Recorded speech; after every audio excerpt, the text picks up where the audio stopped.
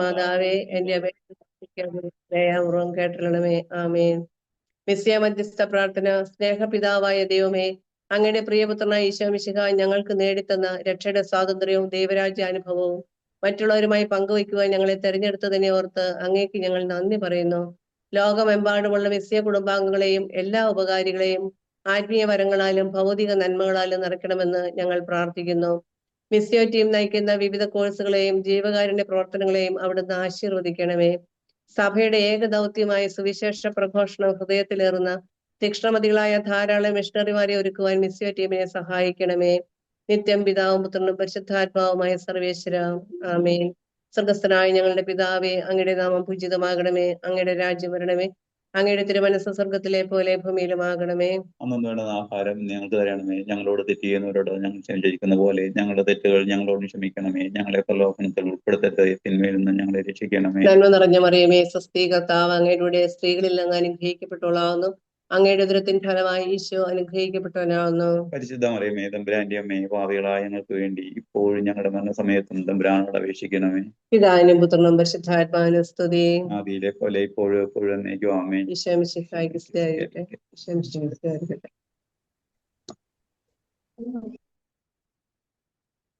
യേശുവേ, നിന്റെ ചങ്കിലെ ചോരയാൽ നീ എന്നെ വീണ്ടെടുത്തു.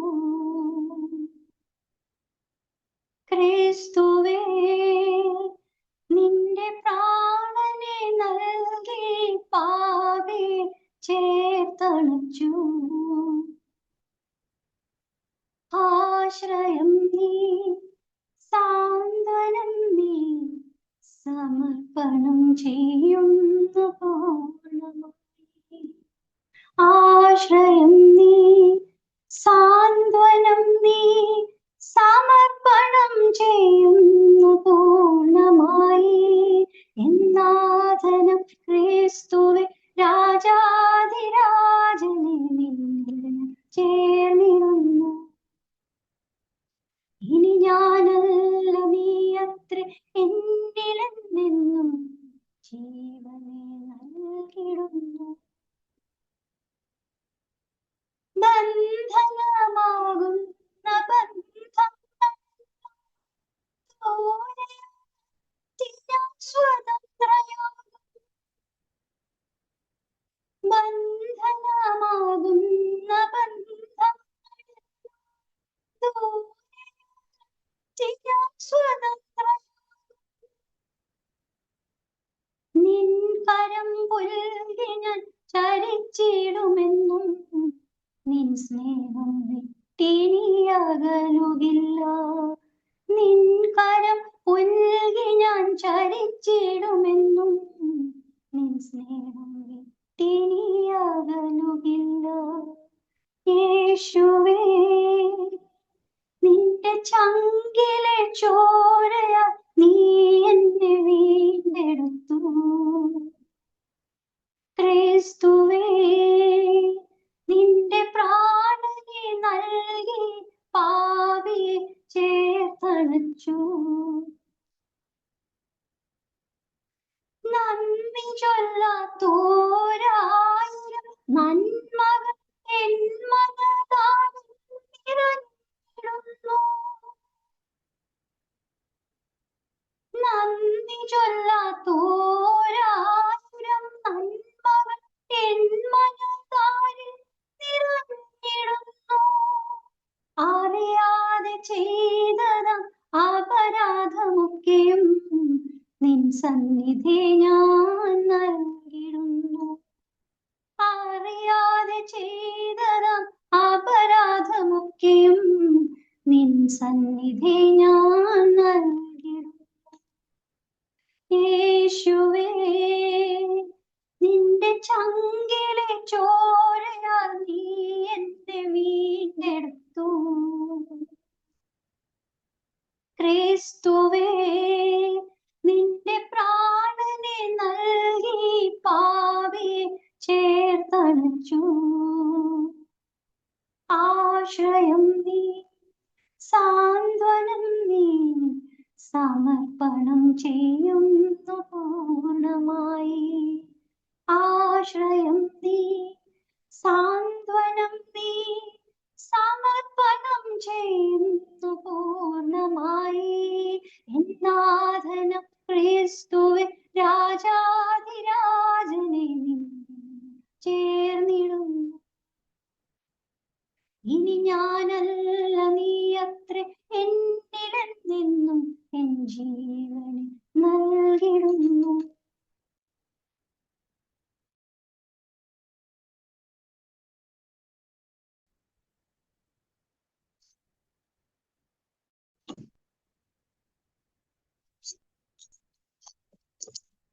വിശുദ്ധ പൗലോസ്ലീഹ എഫേസോസ്യർക്ക് എഴുതിയ ലേഖനം 4-ാം അധ്യായം 21 മുതൽ 24 വരെയുള്ള തിരുവചനങ്ങൾ. നിങ്ങൾ യേശുവിനെ കുറിച്ച് കേൾക്കുകയും സത്യം തന്നിലായിരിക്കുന്നത് പോലെ തന്നെ അവൻ നിങ്ങളെ പഠിപ്പിക്കുകയും ചെയ്തിട്ടുണ്ടല്ലോ. നിങ്ങളുടെ പഴയ ജീവിത രീതിയിൽ നിന്ന് രൂപം കൊണ്ട വഞ്ചന നിറഞ്ഞ ആസക്തികളാൽ കലുഷിതനായ പഴയ മനുഷ്യനെ ദൂരെ എറിയുവിൻ. നിങ്ങൾ മനസ്സിന്റെ ചൈതന്യത്തിൽ നവീകരിക്കപ്പെടട്ടെ. യഥാർത്ഥമായ വിശുദ്ധിയിലും നീതിയിലും ദൈവത്തിന്റെ സാദൃശ്യത്തിൽ സൃഷ്ടിക്കപ്പെട്ട പുതിയ മനുഷ്യനെ നിങ്ങൾ ധരിക്കുവിൻ. നമ്മുടെ കർത്താവായ മിശിഹായ്ക്ക് സ്തുതി. പിതാവും പുത്രനും പരിശുദ്ധാത്മാവുമായ ത്രിയേക ദൈവമേ, ഞങ്ങൾ അങ്ങയെ ആരാധിക്കുന്നു, സ്തുതിക്കുന്നു, നന്ദി പറയുന്നു. നാളിതുവരെ ഞങ്ങൾക്ക് ലഭിച്ച എല്ലാ അനുഗ്രഹങ്ങളെയും ഓർത്ത് നന്ദി പറയുന്നു. 2-3 പേർ ഒരുമിച്ച് കൂടുന്ന മധ്യത്തിൽ ഞാനുണ്ടെന്ന് അരുളി ചെയ്ത ഈശോനാഥ, അങ്ങയുടെ നാമത്തിൽ ഞങ്ങളിപ്പോൾ ഒരുമിച്ച് കൂടിയിരിക്കുകയാണ്. ഈ മിസ്സിയോ സെഷനെ ഓർത്ത് നന്ദി പറയുന്നു. വിശുദ്ധ ഗ്രന്ഥത്തിന്റെ അടിസ്ഥാന നിത്യസന്ദേശങ്ങൾ മറ്റുള്ളവർക്ക് പറഞ്ഞു കൊടുക്കുവാൻ ഞങ്ങളെ പ്രാപ്തരാക്കണമേ. മാനസാന്തരത്തിനായുള്ള ക്രിസ്തുനാഥന്റെ വിളി സ്വീകരിച്ചുകൊണ്ട് പ്രായശ്ചിത്തത്തിന്റെയും സമർപ്പണത്തിന്റെയും പാതയിലൂടെ സഞ്ചരിക്കാൻ ഞങ്ങൾക്ക് കൃപ നൽകണമേ. ഇന്നത്തെ ശുശ്രൂഷയിലൂടെ മാനസാന്തരത്തിൽ ആഴപ്പെടുവാനും അതിന് പ്രത്യുത്തരമായി ഞങ്ങളെ തന്നെ സമർപ്പിക്കുവാനും ഞങ്ങൾ ഒരുക്കണമേ. സ്നേഹനാഥ ഈശോയെ, ഈ മിസ്സിയോ കൂട്ടായ്മയെ സമർപ്പിക്കുന്നു. ഇതിന്റെ രക്ഷാധികാരിയായ ചിക്കാഗോ രൂപതാധ്യക്ഷൻ മാർ ജോയ് ആലപ്പാട്ട് പിതാവിനെയും ഇതിന്റെ ലീഡറായ ആലിസ് കുട്ടി ആന്റിയെയും ടീം അംഗങ്ങൾ, കോർഡിനേറ്റേഴ്സ്, മെന്റേഴ്സ് എല്ലാവരെയും സമർപ്പിക്കുന്നു. മിസ്സിയോയുടെ ലക്ഷ്യത്തിലേക്ക് എല്ലാവരുടെയും പ്രവർത്തനങ്ങളെ ഏകോപിപ്പിക്കണമേ. ഇന്ന് ശുശ്രൂഷ ചെയ്യുന്ന എല്ലാവരെയും ക്ലാസ് എടുക്കുന്നവരെയും സമർപ്പിക്കുന്നു. പരിശുദ്ധാത്മാവായ ദൈവമേ, അവരിൽ നിറയണമേ. ആത്മാഭിഷേകത്തോടെ ശുശ്രൂഷ ചെയ്യുവാൻ ശക്തീകരിക്കണമേ.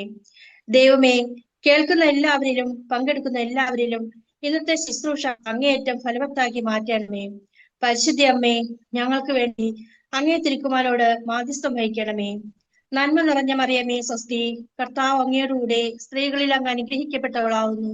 അങ്ങയുടെ ഉദരത്തിൻ ഫലമായി ഈശോ അനുഗ്രഹിക്കപ്പെട്ടവനാവുന്നു. പരിശുദ്ധ മറിയമേ, തമ്പുരാന്റെ അമ്മേ, പാപികളായി ഞങ്ങൾക്ക് വേണ്ടി ഇപ്പോഴും ഞങ്ങളുടെ മരണസമയത്തും തമ്പുരാനോട് അപേക്ഷിച്ചുകൊള്ളണമേ. ആമേൻ.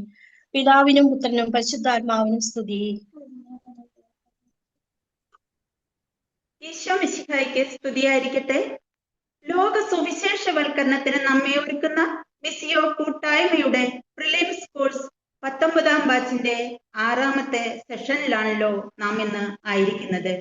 ഈ ധന്യവേളയിൽ ഈ കൂട്ടായ്മയിലേക്ക് നിങ്ങളെ ഓരോരുത്തരെയും ദൈവനാമത്തിൽ സ്വാഗതം ചെയ്യുന്നു.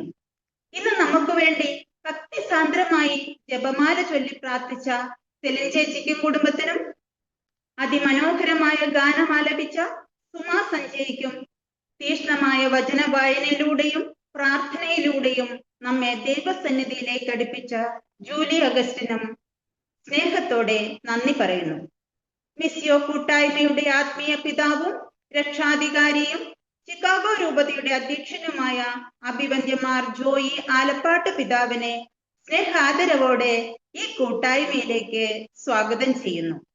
സമാപന സന്ദേശവും ആശീർവാദവും നൽകാനായി നമ്മോടൊപ്പം ആയിരിക്കുന്ന സ്നേഹ ബഹുമാനപ്പെട്ട സിബി ഞാവള്ളിക്കുന്നേലച്ചനെ സ്നേഹാദരവോടെ സ്വാഗതം ചെയ്യുന്നു. മിസ്സിയോ കൂട്ടായ്മയുടെ സൂര്യ തേജസ്സായ ലീഡർ ആലീസ് കുട്ടിയാന്റിയെയും ഒപ്പം പ്രവർത്തിക്കുന്ന ടോമിച്ചൻ ചേട്ടനെയും മിസ്സിയോ റിസോഴ്സ് ടീമിനെയും coordinators, mentors, sub group leaders, ഇന്ന് പ്രാർത്ഥന ലീഡ് ചെയ്യുന്ന ഓരോരുത്തരെയും 19ാം ബാച്ചിലെ നിങ്ങൾ ഓരോരുത്തരെയും നിറഞ്ഞ സ്നേഹത്തോടെ ഹൃദയപൂർവ്വം സ്വാഗതം ചെയ്യുന്നു. യേശുവിനെ നമ്മുടെ രക്ഷകനും നാഥനുമായി സ്വീകരിക്കണമെന്ന് കഴിഞ്ഞ സെഷനിലൂടെ നാം മനസ്സിലാക്കി. നിങ്ങൾ മാനസാന്തരപ്പെട്ട് ശിശുക്കളെ പോലെ ആകുന്നില്ലെങ്കിൽ സ്വർഗരാജ്യത്തിൽ പ്രവേശിക്കുകയില്ല എന്ന് വചനം നമ്മോട് പറയുന്നു. മാനസാന്തര പ്രത്യുത്തരം എന്ന നിത്യസത്യത്തെക്കുറിച്ചാണ് നാം ഇന്ന് മനസ്സിലാക്കാൻ പോകുന്നത്. സമ്പൂർണമായ സമർപ്പണമാണ് നാം നൽകേണ്ട പ്രത്യുത്തരം. സ്വന്തം രക്തം കൊടുത്ത് നമ്മെ വിലയ്ക്ക് വാങ്ങിയ യേശുവിനെ നമ്മുടെ ജീവിതത്തിന്റെ ഉടമസ്ഥനാക്കി അവന് നമ്മെ പൂർണ്ണമായി സമർപ്പിക്കലാണ് യഥാർത്ഥ മാനസാന്തരം. ഈ സെഷനിൽ പ്രൊക്ലമേഷൻ നടക്കുന്നതിനായി ജോൺ തോമസ് ചേട്ടനെ സ്നേഹത്തോടെ ക്ഷണിക്കുന്നു. യേശുവിൽ ഏറെ സ്നേഹിക്കപ്പെട്ടവരെ, 2000 വർഷങ്ങൾക്ക് മുൻപ് യേശു തന്റെ പീഡാസഹന, ക്രൂശ് മരണ, ഉത്ഥാന വഴി സകല മനുഷ്യർക്കും രക്ഷ നേടിത്തന്ന് കഴിഞ്ഞു. ഈ ഭൂമിയിൽ ജനിച്ചു വീഴാൻ പോകുന്ന അവസാനത്തെ മനുഷ്യൻ ചെയ്യുന്ന അവസാനത്തെ പാപത്തിന് വരെ പാപപരിഹാരം ചെയ്ത് യേശു നമ്മെ എല്ലാം രക്ഷിച്ചു കഴിഞ്ഞതാണ്. സ്വർഗം ചെയ്യേണ്ടതെല്ലാം ചെയ്തു കഴിഞ്ഞു. ഇനി നാം ഓരോരുത്തരും ഈ രക്ഷയുടെ അനുഭവം സ്വന്തമാക്കണം. ദൈവത്തിന്റെ സൗജന്യ ദാനമായ രക്ഷ നേടുന്ന യേശുവിന്റെ മരണവും ഉത്ഥാനവും പ്രഘോഷിക്കപ്പെടുമ്പോൾ നമ്മളിൽ ഉണ്ടാകേണ്ട പ്രത്യുത്തരമാണ് വിശ്വാസവും മാനസാന്തരവും എന്നത്. കഴിഞ്ഞ ആഴ്ചയിൽ നാം കേട്ടതും ചിന്തിച്ചതുമെല്ലാം ഈ വിശ്വാസ പ്രത്യുത്തരത്തെ കുറിച്ചാണ്. വിശ്വസിച്ച് അനുഭവിച്ച് പാപങ്ങളെല്ലാം ഏറ്റുപറഞ്ഞ് നാം മാനസാന്തരത്തിലേക്ക് കടന്നു വരണം. ഇന്ന് നാം കാണുന്നത് മാനസാന്തര പ്രത്യുത്തരത്തെ കുറിച്ചാണ്.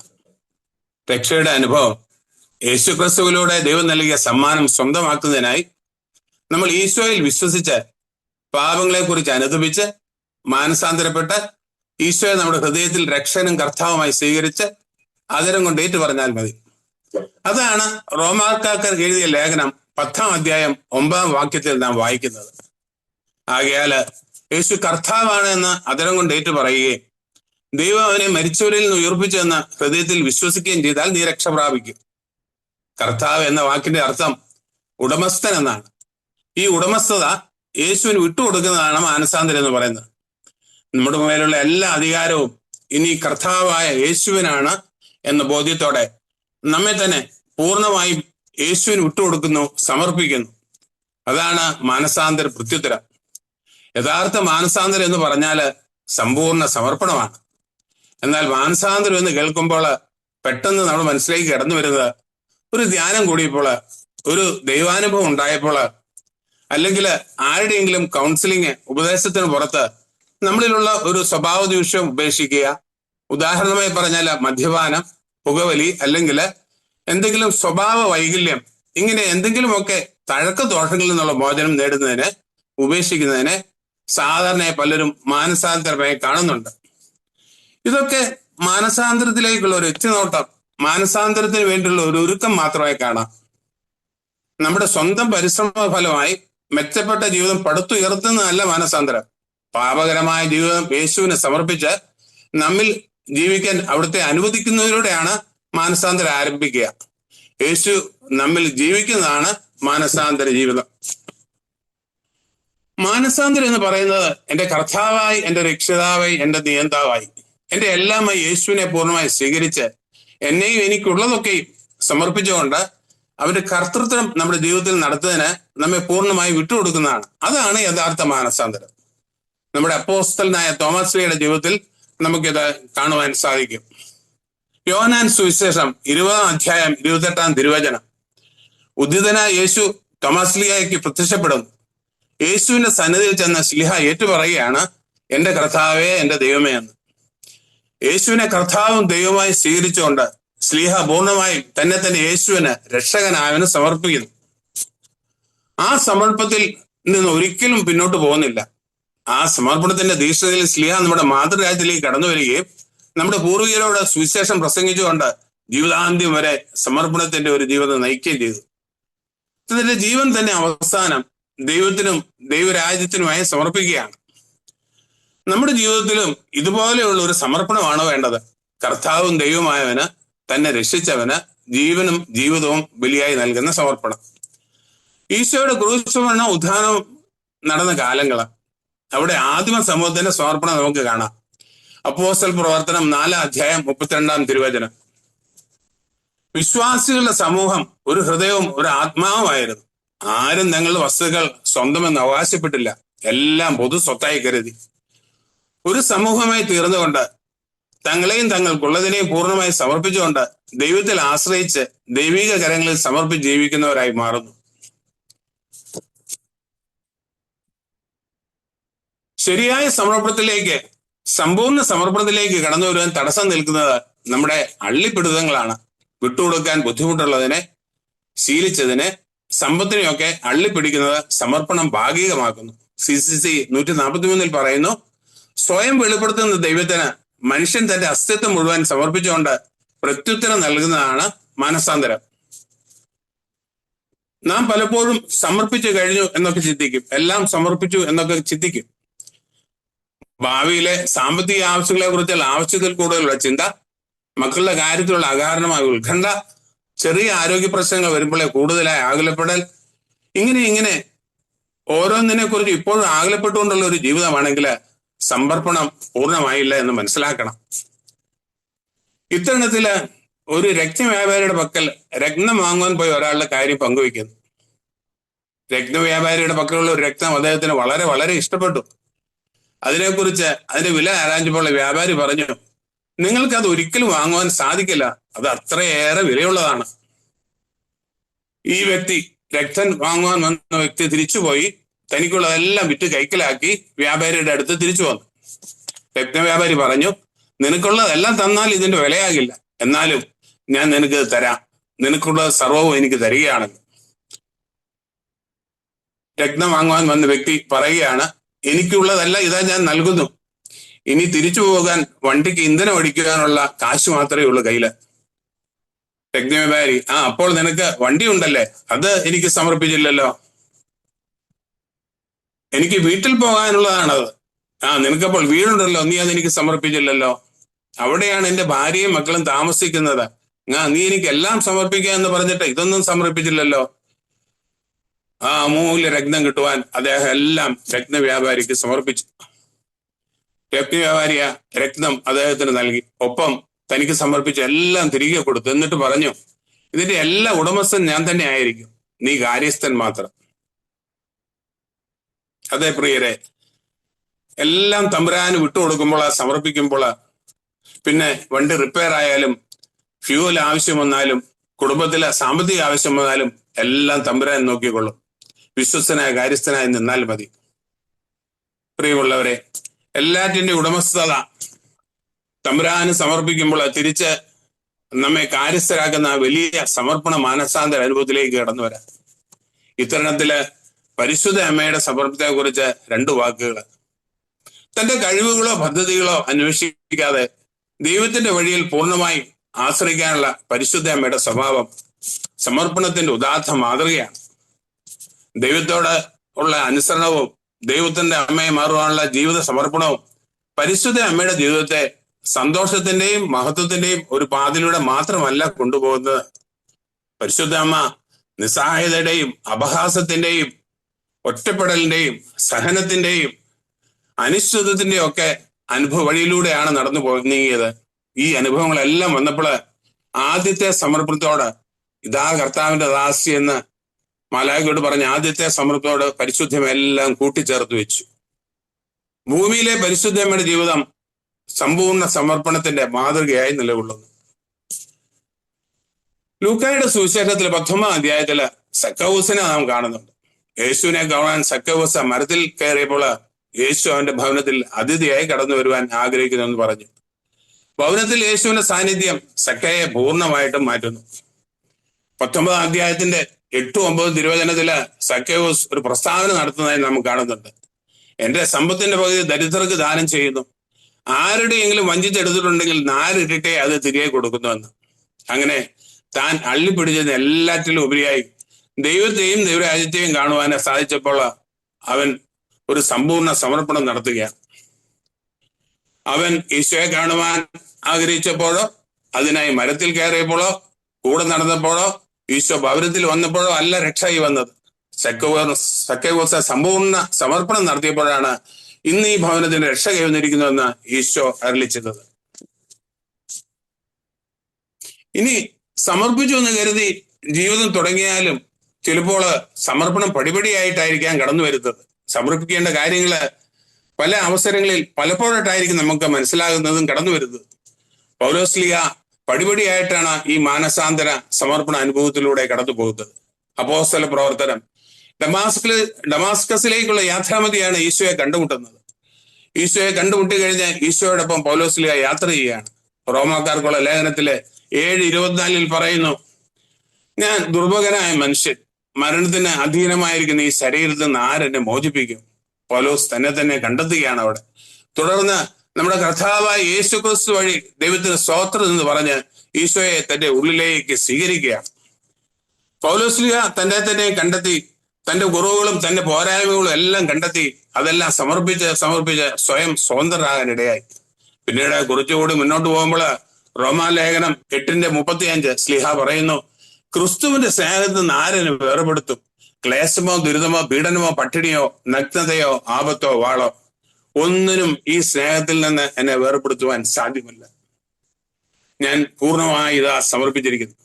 പിന്നീട് ഗലാത്യാലേഖനം 2:29 നാം വായിക്കുന്നു, ഞാൻ ക്രിസ്തുവിനോട് കൂടെ ക്രൂശിക്കപ്പെട്ടിരിക്കുന്നു, ഇനി ഞാനല്ല ക്രിസ്തുവാണ് എന്നിൽ ജീവിക്കുന്നതെന്ന്. പിന്നീട് സ്ലീഹ പറയുന്നത് ക്രിസ്തു എന്നെ നേടിയിരിക്കുന്നു എന്നാണ്. സമർപ്പണത്തിന്റെ വിവിധ ഘട്ടങ്ങളിലോ നാം ഇവിടെ കാണുകയാണ്. തിരിച്ചറിഞ്ഞതിനെ എല്ലാം സമർപ്പിച്ച് മുന്നേറുന്ന സ്ലീഹ. പിന്നീട് സ്ലീഹയെ നോക്കി കൊറിന്തോസിലേക്കുള്ള യാത്രയില് അവിടെ ചെന്ന സമർപ്പണത്തിന്റെ പൂർണ്ണതയിൽ അഭിമാനത്തോടെ വിളിച്ചു പറയുന്നുണ്ട്. 1 കൊറിന്തോസ് 2:2 നിങ്ങളുടെ ഇടയിലായിരുന്നപ്പോൾ യേശു ക്രിസ്തുവിനെ കുറിച്ച് അതല്ലാതെ, അതും ക്രൂശിതനായവനെ കുറിച്ചല്ലാതെ മറ്റൊന്നും അറിയേണ്ടതില്ലെന്ന് ഞാൻ തീരുമാനിച്ചു. ക്രൂശിതനെ കുറിച്ച് മാത്രം അറിയാന്, ചിന്തിക്കാന്, പ്രഘോഷിക്കാന് തന്നെ പൂർണ്ണമായും വിട്ടുകൊടുത്ത സ്ലീഹ. യേശുവിൽ പ്രിയരെ, നമ്മുടെ കൂദാശകളുടെയും പ്രാർത്ഥനകളുടെയും ശുശ്രൂഷകളുടെ എല്ലാം ആത്യന്തിക ലക്ഷ്യം മനുഷ്യമക്കളുടെ മാനസാന്തരമല്ലേ? മാനസാന്തരപ്പെട്ടോ ദൈവബന്ധത്തിലും പരസ്നേഹ ബന്ധത്തിലും വളരുന്നത്. പഴയ നിയമ കാലഘട്ടത്തില് ദൈവം പ്രവാചകന്മാരെ അയച്ച മാനസാന്തരപ്പെടുവൻ എന്ന് നിരന്തരം ദൈവമക്കളോട് ആഹ്വാനം ചെയ്തുകൊണ്ടിരുന്നു. പ്രവാചകന്മാരുടെ എല്ലാ പ്രഘോഷണങ്ങളെയും അടിസ്ഥാന ലക്ഷ്യം മനുഷ്യമക്കളുടെ മാനസാന്തരമായിരുന്നു. അവസാനത്തെ പ്രവാചകനായ ശ്രാവൻ പ്രഘോഷണം തുടങ്ങുന്നത് മാനസാന്തരപ്പെടുവെന്ന് ആഹ്വാനം ചെയ്തുകൊണ്ടാണ്. മത്തായി സുവിശേഷം 3:1 അക്കാലത്ത് സ്നാപയോന യൂദയായിലെ മരുഭൂമിയിൽ ഒന്ന് പ്രസംഗിച്ചു, മാനസാന്തരപ്പെടുവിൻ, സ്വർഗരാജ്യം സമീപിച്ചിരിക്കുന്നു. ഈശോയും തന്റെ ദൗത്യം ആരംഭിക്കുന്നത് മാനസാന്തരത്തെ കുറിച്ച് ആഹ്വാനം ചെയ്താണ്. മത്തായി സുവിശേഷം 4:17 അപ്പോൾ മുതൽ യേശു പ്രസംഗിക്കാൻ തുടങ്ങി, മാനസാന്തരപ്പെടുവിൻ, സ്വർഗരാജ്യം സമീപിച്ചിരിക്കുന്നു. ലോകം മുഴുവൻ നേടിയാലും മാനസാന്തരപ്പെട്ടില്ലെങ്കിൽ നിന്റെ ആത്മാവിന് എന്ത് പ്രയോജനം? ലോകത്തിൽ ഒന്നും നേടിയില്ലെങ്കിലും മാനസാന്തരപ്പെട്ടാൽ എല്ലാം നേടിയില്ലേ?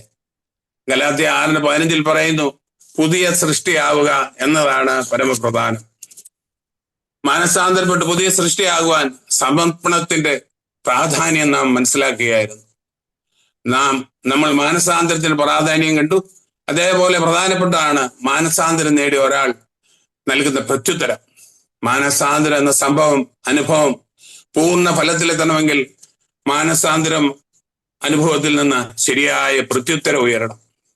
ആ ശരിയായ പ്രത്യുത്തരമാകട്ടെ സമ്പൂർണ്ണ സമർപ്പണമാണ്. തന്നെ രക്ഷിച്ച തമ്പുരാന്റെ കർത്തൃത്വത്തിന് പൂർണ്ണമായുള്ള സമർപ്പണം. ഈ ഒരാഴ്ച കാലം മുഴുവൻ നമ്മുടെ അള്ളിപ്പിടുത്തങ്ങളെല്ലാം, നമ്മൾ വിട്ടുകൊടുക്കാത്ത മേഖലകളെല്ലാം കണ്ടെത്തി പൂർണ്ണമായും ദൈവത്തിന്റെ കരങ്ങളിൽ കൊടുക്കുന്നതിനായിട്ട് നമുക്ക് പരിശ്രമിക്കാം. പൗലോസ്ലീഹയുടെ ജീവിതത്തിൽ കണ്ടെത്തിയതുപോലെ, രത്നവ്യാപാരിയുടെ സംഭവത്തിൽ കണ്ടതുപോലെ പടിപടിയായി നമുക്ക് കിട്ടുന്ന തിരിച്ചറിവിനനുസരിച്ച് നമ്മെ പൂർണ്ണമായും ദൈവത്തിന്റെ കരങ്ങളിൽ സമർപ്പിക്കാം.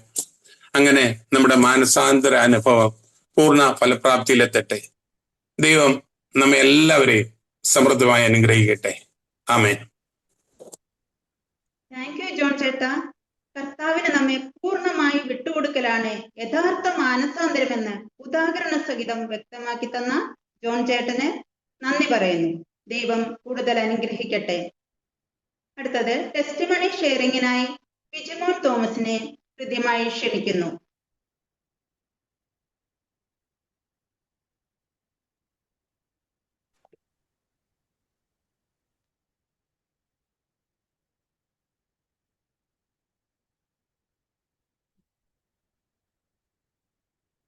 ഈശോയിൽ സ്നേഹമുള്ള പ്രിയ മിസ്സിയോ കുടുംബാംഗങ്ങളെ, ഇന്ന് മിസ്സിയോടൊപ്പമായിരിക്കുവാനും മിസ്സിയോ കുടുംബത്തോടൊപ്പം എൻ്റെ മാനസാന്തര പ്രത്യുത്തരം, വിശ്വാസസത്യമായ മാനസാന്തര പ്രത്യുത്തരത്തെക്കുറിച്ച് സംസാരിക്കാൻ ദൈവം എന്നെ അനുവദിച്ചതിനോർത്ത് ദൈവത്തിന് അതിന് നന്ദി പറയുന്നു. ഈശോയ്ക്ക് നന്ദി പറയുക. ഉന്നതമ്പരാന്റെ സാന്നിധ്യത്തിനും വലിയ വലിയ കൂട്ടായ്മയുടെ മുമ്പിൽ എൻ്റെ ജീവിത സാക്ഷ്യം അവതരിപ്പിക്കാനായി എന്നെ അനുവദിച്ചതിനെ ഓർത്ത് ഏറെ സ്നേഹത്തോടെ ഈശോയ്ക്ക് നന്ദി പറയുന്നു. പ്രിയ സഹോദരങ്ങളെ, 2 ദിനവൃത്താന്ത പുസ്തകം 7, 15, 16 അവിടുത്തെ തിരുവചനം ഇപ്രകാരം പറയുകയാണ്: ഇവിടെ നിന്ന് വരുന്ന പ്രാർത്ഥനകൾക്ക് നേരെ എൻ്റെ കണ്ണും കാതും ജാഗരൂപമായിരിക്കും. എൻ്റെ നാമം എന്നേക്കും നിലനിൽക്കേണ്ടതിനാൽ ഹൃദയപൂർവ്വമായ കടാക്ഷം സദാ ഇതിന് മേൽ ഉണ്ടായിരിക്കുമെന്ന്. ഈശോയുടെ ഹൃദയപൂർവ്വമായ കടാക്ഷത്തിന്റെ മേൽ ആയിരിക്കുന്ന എല്ലാ സഹോദരങ്ങൾക്കും നന്ദി പറഞ്ഞുകൊണ്ട് എല്ലാ സഹോദരങ്ങളെയും ദൈവം അനുഗ്രഹിക്കട്ടെ എന്ന്, എന്നെ കേൾക്കുന്നവരെ ദൈവം അനുഗ്രഹിക്കട്ടെ എന്ന് പ്രാർത്ഥിക്കുന്നു. ഒപ്പം ഈ കുടുംബത്തിന് എല്ലാവിധ ആശംസകളും നേരുന്നു. പ്രിയമുള്ളവരെ, എൻ്റെ പേര് ബിജുമോൻ എന്നാണ്. ഞാൻ തൃശ്ശൂർ ജില്ലയിലെ തൃശ്ശൂർ അതിരൂപതയിലെ അത്താണി ഇടഭാഗമാണ്. ജീവിത പങ്കാളി എനിക്ക് 4 മക്കളാണ്. മൂത്തത് 3 പേര് ആൺകുട്ടികൾ, ഇളയത് പെൺകൊച്ചാണ്. മൂത്ത മോൻ +2 പഠിക്കുന്നു, രണ്ടാമത്തെ മോൻ 10, 3-3 ഒരു വിദ്യാഭ്യാസം നയിക്കുന്നു. പ്രിയ സഹോദരങ്ങളെ, എൻ്റെ ജീവിതത്തിന്റെ 2 ഘട്ടങ്ങളെ കുറിച്ച് ഞാൻ ഇന്ന് നിങ്ങളോട് സംസാരിക്കുകയാണ്. കാരണം ഞാൻ ആൾക്കാരപാലനായി എൻ്റെ ജീവിതം ആരംഭിക്കുന്നത് ഞാൻ പിന്നീട് അവിടെ നിന്നിറങ്ങുമ്പോൾ 17ാമത്തെ വയസ്സിൽ അവിടെ നിന്നിറങ്ങുമ്പോൾ ദൈവവുമായിട്ടുള്ള ഒരു അകൽച്ച എൻ്റെ ജീവിതത്തിലുണ്ടായി. പിന്നീട് ഞാനൊരു ധൂർത്തുപുത്രനായി എൻ്റെ ജീവിതത്തെ ഇങ്ങനെ തിന്മയിലൂടെ സാഹചര്യങ്ങൾ പൗലോസിക്ക് പ്രകാരം നമ്മൾ പറയുന്നുണ്ട്, ദുർമോഹം ഗർഭം ധരിച്ച് പാപത്തെ പ്രസവിക്കുമെന്ന്. പ്രിയമുള്ളവരെ, എൻ്റെ ജീവിതത്തെ ഞാൻ വഴിമാറി നടക്കാൻ തുടങ്ങി. എൻ്റെ ജീവിതത്തിൽ സകല മേഖലകളിലും ദൈവകൽപ്പനകളിൽ ലംഘിച്ചു. പാപികളിൽ 2ാം സ്ഥാനം ഞാൻ ആണെന്നുള്ള ആ രീതിയിലേക്ക് ഞാൻ അധംപതിച്ചു പോയി. പ്രിയമുള്ളവരെ, എല്ലാ തിന്മകളും 10 കൽപ്പനകളിൽ ലംഘിച്ച് ഗതഭാഗ്യനായ ഒരു മനുഷ്യനായിട്ട് ഞാൻ എൻ്റെ ജീവിതത്തെ മുന്നോട്ട് കൊണ്ടുപോയി. 2007 ഞാൻ വിവാഹിതനാവും. 2008 ഞാൻ 2007 വിവാഹത്തിൽ എനിക്കൊരു മകൻ മൂത്ത മകൻ ജനിക്കും. അതിനുശേഷം എൻ്റെ ജീവിതത്തിൽ ഇങ്ങനെ എന്തോ എനിക്ക് ഇങ്ങനെ ഒരു ജീവിതത്തിൽ ഇങ്ങനെ ഒരു തിന്മയിൽ നിന്നൊക്കെ വീട്ടിൽ നേടണമെന്ന് എൻ്റെ മനസ്സിൽ ആഗ്രഹം തോന്നി. എനിക്ക് ഒരു നല്ല മനുഷ്യനാകാനൊക്കെ കഴിയുമെന്നുള്ള ചിന്തകളൊക്കെ എൻ്റെ ജീവിതത്തിലേക്ക് കടന്നു വരുന്ന ഒരു സമയമാണ്. അങ്ങനെ ഞാൻ പുറത്തുപോലെ NRCയിൽ ഞാൻ പോകാൻ അനുവദിക്കുകയാണ്. പ്രിയമുള്ളവരെ, പാപത്തിൽ കഴിഞ്ഞൊരു മനുഷ്യന് കർത്താവിന്റെ സന്നിധിയിൽ അവിടെ നിന്ന് ഒരുക്കി വെച്ച് വിരുന്ന് അത്രമാത്രം വലുതാണെന്ന് ഞാൻ തിരിച്ചറിയുന്നതൊക്കെ ആ ധ്യാനത്തിൽ വെച്ചാണ്. ധ്യാനത്തിൽ പോകുമ്പോൾ എൻ്റെ മനസ്സിൽ ഇങ്ങനെ ഞാൻ എൻ്റെ ജീവിതത്തിലേക്ക് ഞാൻ തിരിച്ചു വരുമെന്നോ ബോധമുള്ള ഒരു മനുഷ്യനായിട്ട് തന്നെയാണ് ഞാൻ ധ്യാനത്തിലേക്ക് പോകുന്നത്. പക്ഷെ ഞാൻ തിരിച്ചു വരുമ്പോൾ എൻ്റെ ജീവിതത്തെ മാറ്റിപ്പറിക്കുന്ന ഒട്ടനവധി അനുഭവങ്ങൾ കൊണ്ട് എൻ്റെ ജീവിതത്തെ മാറ്റിപ്പറിക്കും. ദൈവം മാറ്റിപ്പറിക്കും. എൻ്റെ പാപങ്ങൾ കടിച്ചു നോക്കുവാണെങ്കിലും മഞ്ഞ് പോലെ വെണ്മയിട്ടതാക്കും, പാപങ്ങൾ കമ്പിളി പോലെ വെണ്മയിട്ടതാക്കും. പ്രിയമുള്ളവരെ, അത്തരം അങ്ങനെ എൻ്റെ ജീവിതത്തെ ആ ധ്യാന കേന്ദ്രത്തിൽ വെച്ച് അത്രമാത്രം മാറ്റിമറിക്കുന്ന ജീവിതാനുഭവങ്ങളിലെ എല്ലാ ഒരു പാപിക്ക് ജീവിതത്തിലേക്ക് തിരിച്ചു വരാൻ സാധിക്കുമെന്നുള്ളത് ഞാൻ അവിടെ വെച്ച് മനസ്സിലാക്കുകയാണ്. അങ്ങനെ ഞാൻ കുംഭസാരത്തിന്റെ സമയം, അതായത് ആ ധ്യാന കേന്ദ്രത്തിൽ വെച്ച് എൻ്റെ ജീവിതത്തിലെ കുംഭസാരത്തിന്റെ സമയമാണ്. പ്രിയമുള്ളവരെ, ഒരു പാപിയായ ഞാൻ എൻ്റെ ജീവിതത്തിൽ ഞാൻ പാപസങ്കീർത്തിയിൽ ഞാൻ മുട്ടുകൾ കുത്തുമ്പോൾ എൻ്റെ ഇടതുവശത്തും വലതുവശത്തും നിന്ന് ഞാൻ 2 സ്വരം ശ്രമിക്കും. പ്രിയമുള്ളവരെ, ഒരു സ്വരം എന്നോട് പറയുന്നത് പ്രകാരമാണ്: ഇത്ര കാലം നീ ജീവിച്ചത് എന്താ കുഴപ്പം? നീ കുറ്റകൃത്യങ്ങളൊക്കെ ചെയ്തിട്ടുണ്ടെങ്കിൽ ജയിലിലൊന്നും പോയിട്ടില്ലല്ലോ, അതുകൊണ്ട് നീ പേടിക്കൊന്നും വേണ്ട എന്നുള്ള രീതിയിൽ ഒരു സ്വരം ഞാൻ എൻ്റെ ഇടതുഭാഗത്ത് കേൾക്കും. പ്രിയമുള്ളവരെ, വലതുഭാഗത്ത് നിന്ന് മറ്റൊരു സ്വരം ഞാൻ കേൾക്കും. പ്രിയ സഹോദര, എൻ്റെ ജീവിതത്തെ മാറ്റിമറിക്കുന്ന ആ സ്വരം ഇപ്രകാരമായിരുന്നു: നീ എൻ്റെ സന്നിധിയിൽ നിന്റെ ഹൃദയങ്ങൾ തുറക്കുക എന്ന്. പ്രിയ സഹോദരങ്ങളെ, ഞാൻ മുട്ടുകൾ കുത്തി ആ ധ്യാനത്തിൽ 200ഓളം പേര് അന്ന് ആ ഹാളിലുണ്ടായിരുന്നു. ആ ഹാളിൽ 200ഓളം പേര് പലയിടങ്ങളിലായിട്ട് കുമ്പസാരത്തിനായിട്ട് മുട്ടുകുത്തിക്കുന്നതിനിടയിൽ ഞാൻ എൻ്റെ ഹൃദയം തുറക്കാൻ ആരംഭിച്ചു. ഹൃദയം തുറക്കുമ്പോൾ പ്രിയമുള്ളവരെ, ഞാനിങ്ങനെ വാവിട്ട് നിലവിളിക്കുന്നുണ്ട്. എൻ്റെ ആത്മനിയന്ത്രണം നഷ്ടപ്പെട്ട് ഞാൻ ഓരോ തിന്മകളും ഏറ്റു പറയും. ഓരോ തിന്മകളും എന്ന് പറയുന്നത് ലംഘിച്ച 10 കൽപ്പനകൾ ലംഘിച്ച പാപി ഓരോന്നോരോന്നായിട്ട് ഞാൻ എൻ്റെ ജീവിതത്തിൽ സംഭവിച്ചു പോയ എല്ലാ തിന്മകളും ഞാൻ ഏറ്റുപറയും. പ്രിയമുള്ളവരെ, അങ്ങനെ ഞാൻ എന്നെ ഏറ്റുപറഞ്ഞ് ആ ദിവസത്തിൽ എൻ്റെ ജീവിതത്തിൽ ദൈവം അത്ഭുതങ്ങൾ പ്രവർത്തിക്കുകയാണ്.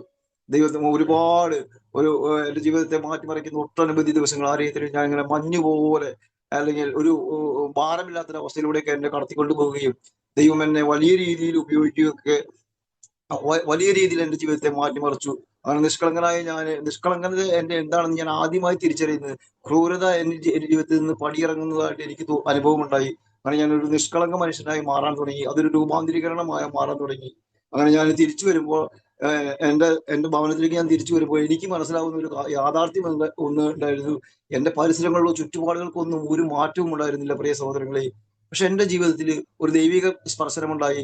ഹെബ്രായ ലേഖനം 4:12 അവിടുത്തെ തിരുവചനം ഇപ്രകാരം പറയുന്നുണ്ടല്ലോ, ദൈവത്തിന്റെ വചനം സജീവവും ഊർജ്ജസ്വലവുമാണ്, ഇരുതലവാളിനേക്കാൾ മൂർച്ചയേറിയത്, ചേതനയിലും ആത്മാവിലും സന്ധിബന്ധങ്ങളിലും മജ്ജയിലും തുളച്ചു കയറി ഹൃദയത്തിന്റെ വിചാരങ്ങളെയും നിയോഗങ്ങളെയും വിവേചിക്കുന്ന ദൈവവചനം എന്റെ ശരീരത്തെ ഒരു അധിക ബലം നൽകി എന്നെ അനുഗ്രഹിക്കുന്ന ഒരു അവസ്ഥയിലൂടെ ഞാൻ കടന്നു പോവുകയാണ്. ആ സമയത്ത് എന്റെ ജീവിതത്തിലേക്ക് കടന്നു വന്ന എന്നെ അന്നും ഇന്നും എന്റെ ജീവിതത്തിൽ ഒരു അധിക ബലം നൽകി ദൈവം അനുഗ്രഹിക്കുന്ന ഒരു തിരുവചനമാണ് ലേവ്യരുടെ പുസ്തകം 26-ാം അധ്യായത്തിലെ 13-ാമത്തെ തിരുവചനം. പ്രിയമുള്ളവരെ, നിന്നെ ഈജിപ്തിന്റെ ദേശത്ത് നീ അടിമയായി തുടരാതിരിക്കുക, നിന്നെ അവിടെ നിന്ന് കൂട്ടിക്കൊണ്ടുവന്ന് നിന്റെ ദൈവമായ കർത്താവ് നീ നിവർന്ന് നടക്കേണ്ടതിന് നിന്നെ കെട്ടിയ നുഖത്തിന്റെ കയർ ഞാൻ തകർക്കുമെന്ന്. പ്രിയ സഹോദര, ദൈവം തകർക്കുന്ന, ദൈവം നിന്നെ കെട്ടിയ നീ നിവർന്ന് നടക്കേണ്ടതിന് എന്റെ ജീവിതത്തിൽ അത്രമാത്രം എന്നെ ആശ്വസിപ്പിക്കുകയും എന്നെ വിസ്മയകരമായി മാറ്റാൻ, എന്നെ മെനയാൻ കർത്താവ് എന്ന ഒരു തിരുവചനമായിരുന്നു. നീ നിവർന്ന് നടക്കേണ്ടത്. കുനിഞ്ഞു നടന്ന് ഞാൻ എന്റെ ജീവിതത്തെ തലയുയർത്തി നടക്കാൻ തുടങ്ങി. പ്രിയമുള്ളവരെ, അങ്ങനെ ഞാൻ തിരിച്ച് എന്റെ ഭവനത്തിലൊക്കെ വന്ന് സന്തോഷപൂർവ്വം ഞങ്ങൾ ഇങ്ങനെ ജീവിതം ആരംഭിക്കുകയാണ്. ആ സമയത്ത് എനിക്ക് 2015 കാലഘട്ടമാണ് പ്രിയമുള്ളവർ. എന്റെ ജീവിതത്തിൽ അനേക അപകടങ്ങളിൽ നിന്ന്, അനേകമായ പ്രതിസന്ധികളിൽ നിന്നൊക്കെ ദൈവം എന്നെ പരിപാലിക്കുന്നത്.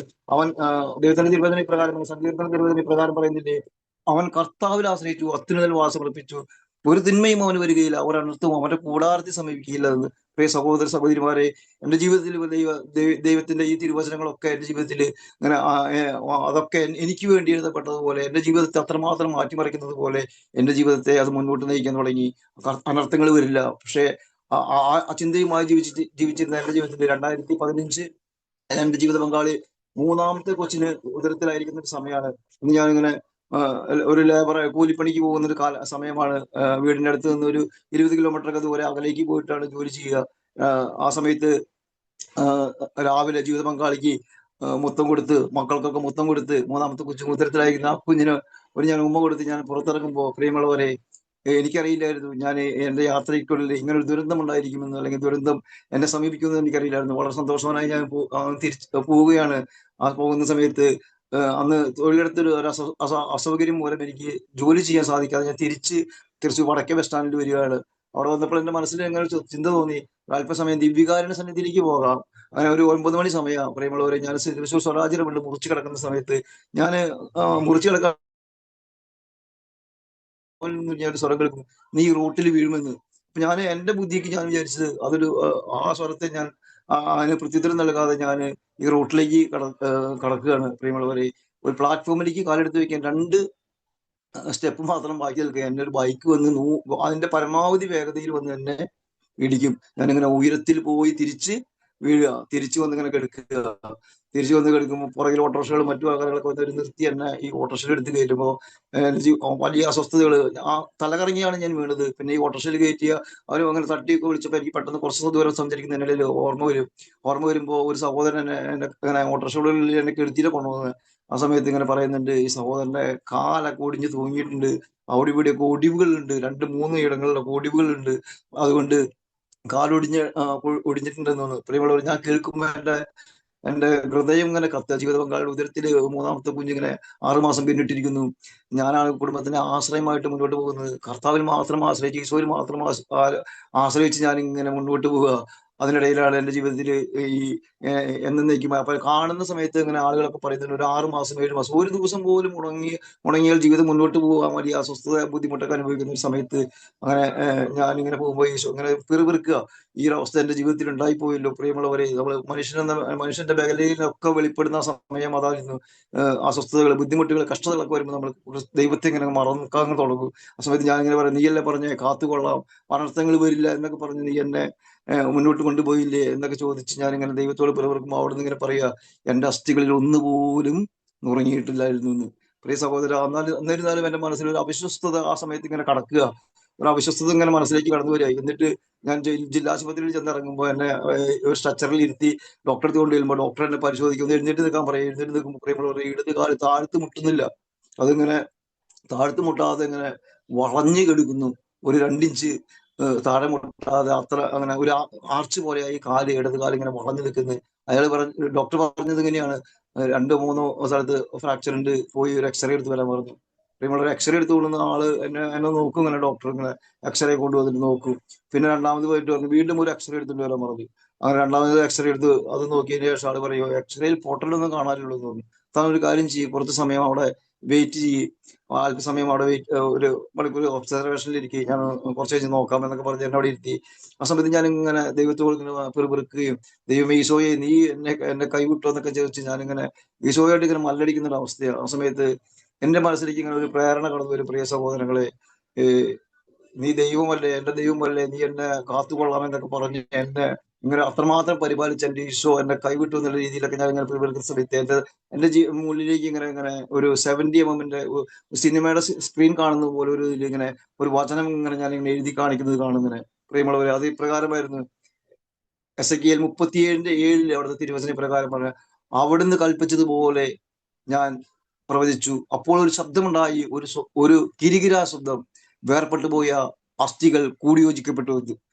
പ്രിയമുള്ളവരെ, ആ തിരുവചനം എന്റെ ഉള്ളിൽ ഒരു അധിക ബലം, അതായത് ഈശോയുടെ വചനം ആദ്യം തന്നൊരു വചനം എങ്ങനെയായിരുന്നല്ലോ, പ്രിയമുള്ളവരെ, നീ നിവർന്ന് നടക്കേണ്ടതിന് നിന്നെ കെട്ടിയ നുകർത്തിന്റെ കയർ ഞാൻ തകർക്കുമെന്ന് ലേവ്യർ 26:13 പറഞ്ഞതുപോലെ മറ്റൊരു വചനം ദൈവം നൽകി അനുഗ്രഹിച്ചത് ഇപ്രകാരമായിരുന്നു. പ്രിയമുള്ളവരെ, എസെക്കിയേൽ 37:7 അവിടുത്തെ വചനം ഇങ്ങനെ പറയാ, അവിടുന്ന് കൽപ്പിച്ചതുപോലെ ഞാൻ പ്രവചിച്ചു, അപ്പോൾ ഒരു സ്വരമുണ്ടായി, ഒരു കിരികിരാ ശബ്ദം, വേർപെട്ടു പോയ അസ്ഥികൾ കൂടിയോജിക്കപ്പെട്ടു എന്ന്. പ്രിയ സഹോദര, എന്റെ അടുത്ത് നിൽക്കുന്ന എന്റെ ചുറ്റിൽ, ഞാൻ അപകടത്തിൽപ്പെട്ടു വന്നതുകൊണ്ട് എന്റെ ചുറ്റിൽ ഇങ്ങനെ കാഴ്ചക്കാരായിട്ട് ഒട്ടനവധി പേരുണ്ടായിരുന്നു. പ്രിയമുള്ളവരെ, അവരൊരു സഹോദരനെ അടുത്ത് വിളിച്ച് അവരുടെ തോളത്ത് കൈവച്ച് ഞാൻ ഇങ്ങനെ ഉയർന്നു നിൽക്കുമ്പോൾ ഈ എന്റെ ചുറ്റിൽ കൂടി നിൽക്കുന്ന മനുഷ്യരെയൊക്കെ അത്ഭുതപ്പെടുത്തിക്കൊണ്ട് എന്റെ വളഞ്ഞ കാല് നിവരുകയാണ്. പ്രിയ സഹോദരങ്ങളെ, കർത്താവ് ഈശോ കരുതുന്നത്, ഈശോ നമ്മുടെ കൂടെ ഉണ്ടെങ്കിൽ, ഈശോ അവിടെ നിന്ന് പറയുന്നത് അവൻ സ്നേഹത്തിൽ എന്നോട് ഒട്ടി, സങ്കീർത്തനത്തിലൂടെ അവിടെ നിന്ന് വീണ്ടും നമ്മളോട് സംസാരിക്കുന്നത്, അവൻ സ്നേഹത്തിൽ ഒട്ടി നിൽക്കുന്നത് ഞാൻ അവനെ രക്ഷിക്കും, അവൻ എന്റെ നാമം അറിയുന്നത് കൊണ്ട് ഞാൻ അവനെ സംരക്ഷിക്കും. ഈശോയുടെ നാമം അറിയുന്നതുകൊണ്ട്, ഈശോ സ്നേഹത്തിൽ ഒട്ടി നിൽക്കുന്നതുകൊണ്ട്, പ്രിയമുള്ളവരെ, കൈവിടത്ത് ദൈവത്തിന്റെ സന്നിധി ജീവിക്കുന്ന ദൈവത്തിന്റെ മുമ്പിൽ എന്നും വിശുദ്ധ കുർബാനയിൽ കർത്താവിനെ കണ്ട് അവിടുത്തെ കണ്ട് സംസാരിച്ച് പ്രിയമുള്ളവരെ പടിയിറങ്ങുന്ന ഒരു മനുഷ്യന് മുമ്പിൽ കർത്താവ് ഇടപെടുകയായി. ഈശോ രക്ഷകനാണ്, ജീവിക്കുന്ന ദൈവ രക്ഷകനായ ദൈവ. ഇന്ന് എന്നെ കേൾക്കുന്ന എന്റെ പ്രിയ സഹോദര സഹോദരിമാരെ, നിങ്ങളുടെ ജീവിതത്തിലെല്ലാം കഷ്ടതയിൽ, തീച്ചുളയിൽ, സിംഹക്കുഴിയിൽ, പൊട്ടക്കടത്തിൽ, ജയിലറയിൽ, ഈർച്ചവാളിൽ, മരുഭൂമി അനുഭവങ്ങളിലൊക്കെ കടന്നുപോയി നമ്മുടെ നസ്രായനായ യേശു ക്രിസ്തു രക്ഷിക്കാൻ കഴിയാത്തതായിട്ട് ഈ ഭൂമിയിൽ ഒന്നുമില്ലെന്ന് ഞാൻ തിരിച്ചറിയുന്ന നിമിഷമായിരുന്നു. പ്രിയമുള്ളവരെ, എന്റെ ഭവനത്തെ പരിപാലിച്ച ദൈവത്തെ ഓർത്ത് നന്ദി പറയാം. പ്രിയമുള്ളവരെ, എന്നെ കേൾക്കുന്ന കൂട്ടായ്മയിലുള്ള എല്ലാ സഹോദരന്മാരും, പ്രിയമുള്ളവരെ, നിങ്ങൾ ഓരോരുത്തരും ജീവനുള്ള ഈശോയ്ക്ക് വേണ്ടി ജീവിക്കുന്ന സാക്ഷികളായി മാറട്ടെ ഞാൻ ആഗ്രഹിക്കുക. ഈശോയ്ക്ക് ഈ കാലഘട്ടത്തിൽ വേണ്ടത് അങ്ങനെ ജീവനുള്ള ദൈവത്തിന് ജീവനുള്ള സാക്ഷികൾ ഈ ഭൂമിയിൽ ഉണർന്നു വരട്ടെ. ഈശോ ഇത് പ്രാർത്ഥിക്കുക. പ്രിയ സഹോദര സഹോദരി, നീ ആയിരിക്കുന്ന അവസ്ഥ എന്ത് തന്നെയായാലും കർത്താവ് നിന്നെ അനുഗ്രഹിക്കും, നിന്നെ വിടുവിക്കാൻ കഴിവുള്ളവനാണ്. നിന്റെ ഏതവസ്ഥയിലും നിനക്ക് ആശ്രയിക്കുന്ന ദൈവം, നമ്മുടെ ദൈവം ജീവനുള്ള ദൈവമാ. ആ ദൈവം നമ്മളെല്ലാവരെയും സമൃദ്ധമായി അനുഗ്രഹിക്കട്ടെ. ഈ മുസ്ലിങ്ങളായിരിക്കുന്ന എല്ലാ കുടുംബാംഗങ്ങളും പ്രാർത്ഥനകളും മേലെല്ലാം കർത്താവിന്റെ ഈശോയുടെ അനുഗ്രഹം ഉണ്ടാവട്ടെ എന്ന് പ്രാർത്ഥിക്കുന്നു. ആമേൻ. Praise the Lord. Thank you Bijumon. തന്റെ ജഡിക ജീവിതത്തിൽ നിന്ന് ആത്മീയ ജീവിതത്തിലേക്ക് മാനസാന്തരത്തിലൂടെ എങ്ങനെ എത്തിയെന്നും തന്റെ അത്ഭുത രോഗസൗഖ്യവും നമ്മോട് പങ്കുവച്ച ബിജുമോന് ഹൃദയം നിറഞ്ഞ നന്ദി. കൂടുതൽ ദൈവാനുഗ്രഹം ഉണ്ടാകട്ടെ എന്ന് പ്രാർത്ഥിക്കുന്നു. സ്ലൈഡ് പ്രസന്റേഷനായി വത്സമ ജോസഫിനെ സ്നേഹപൂർവം ക്ഷണിക്കുന്നു.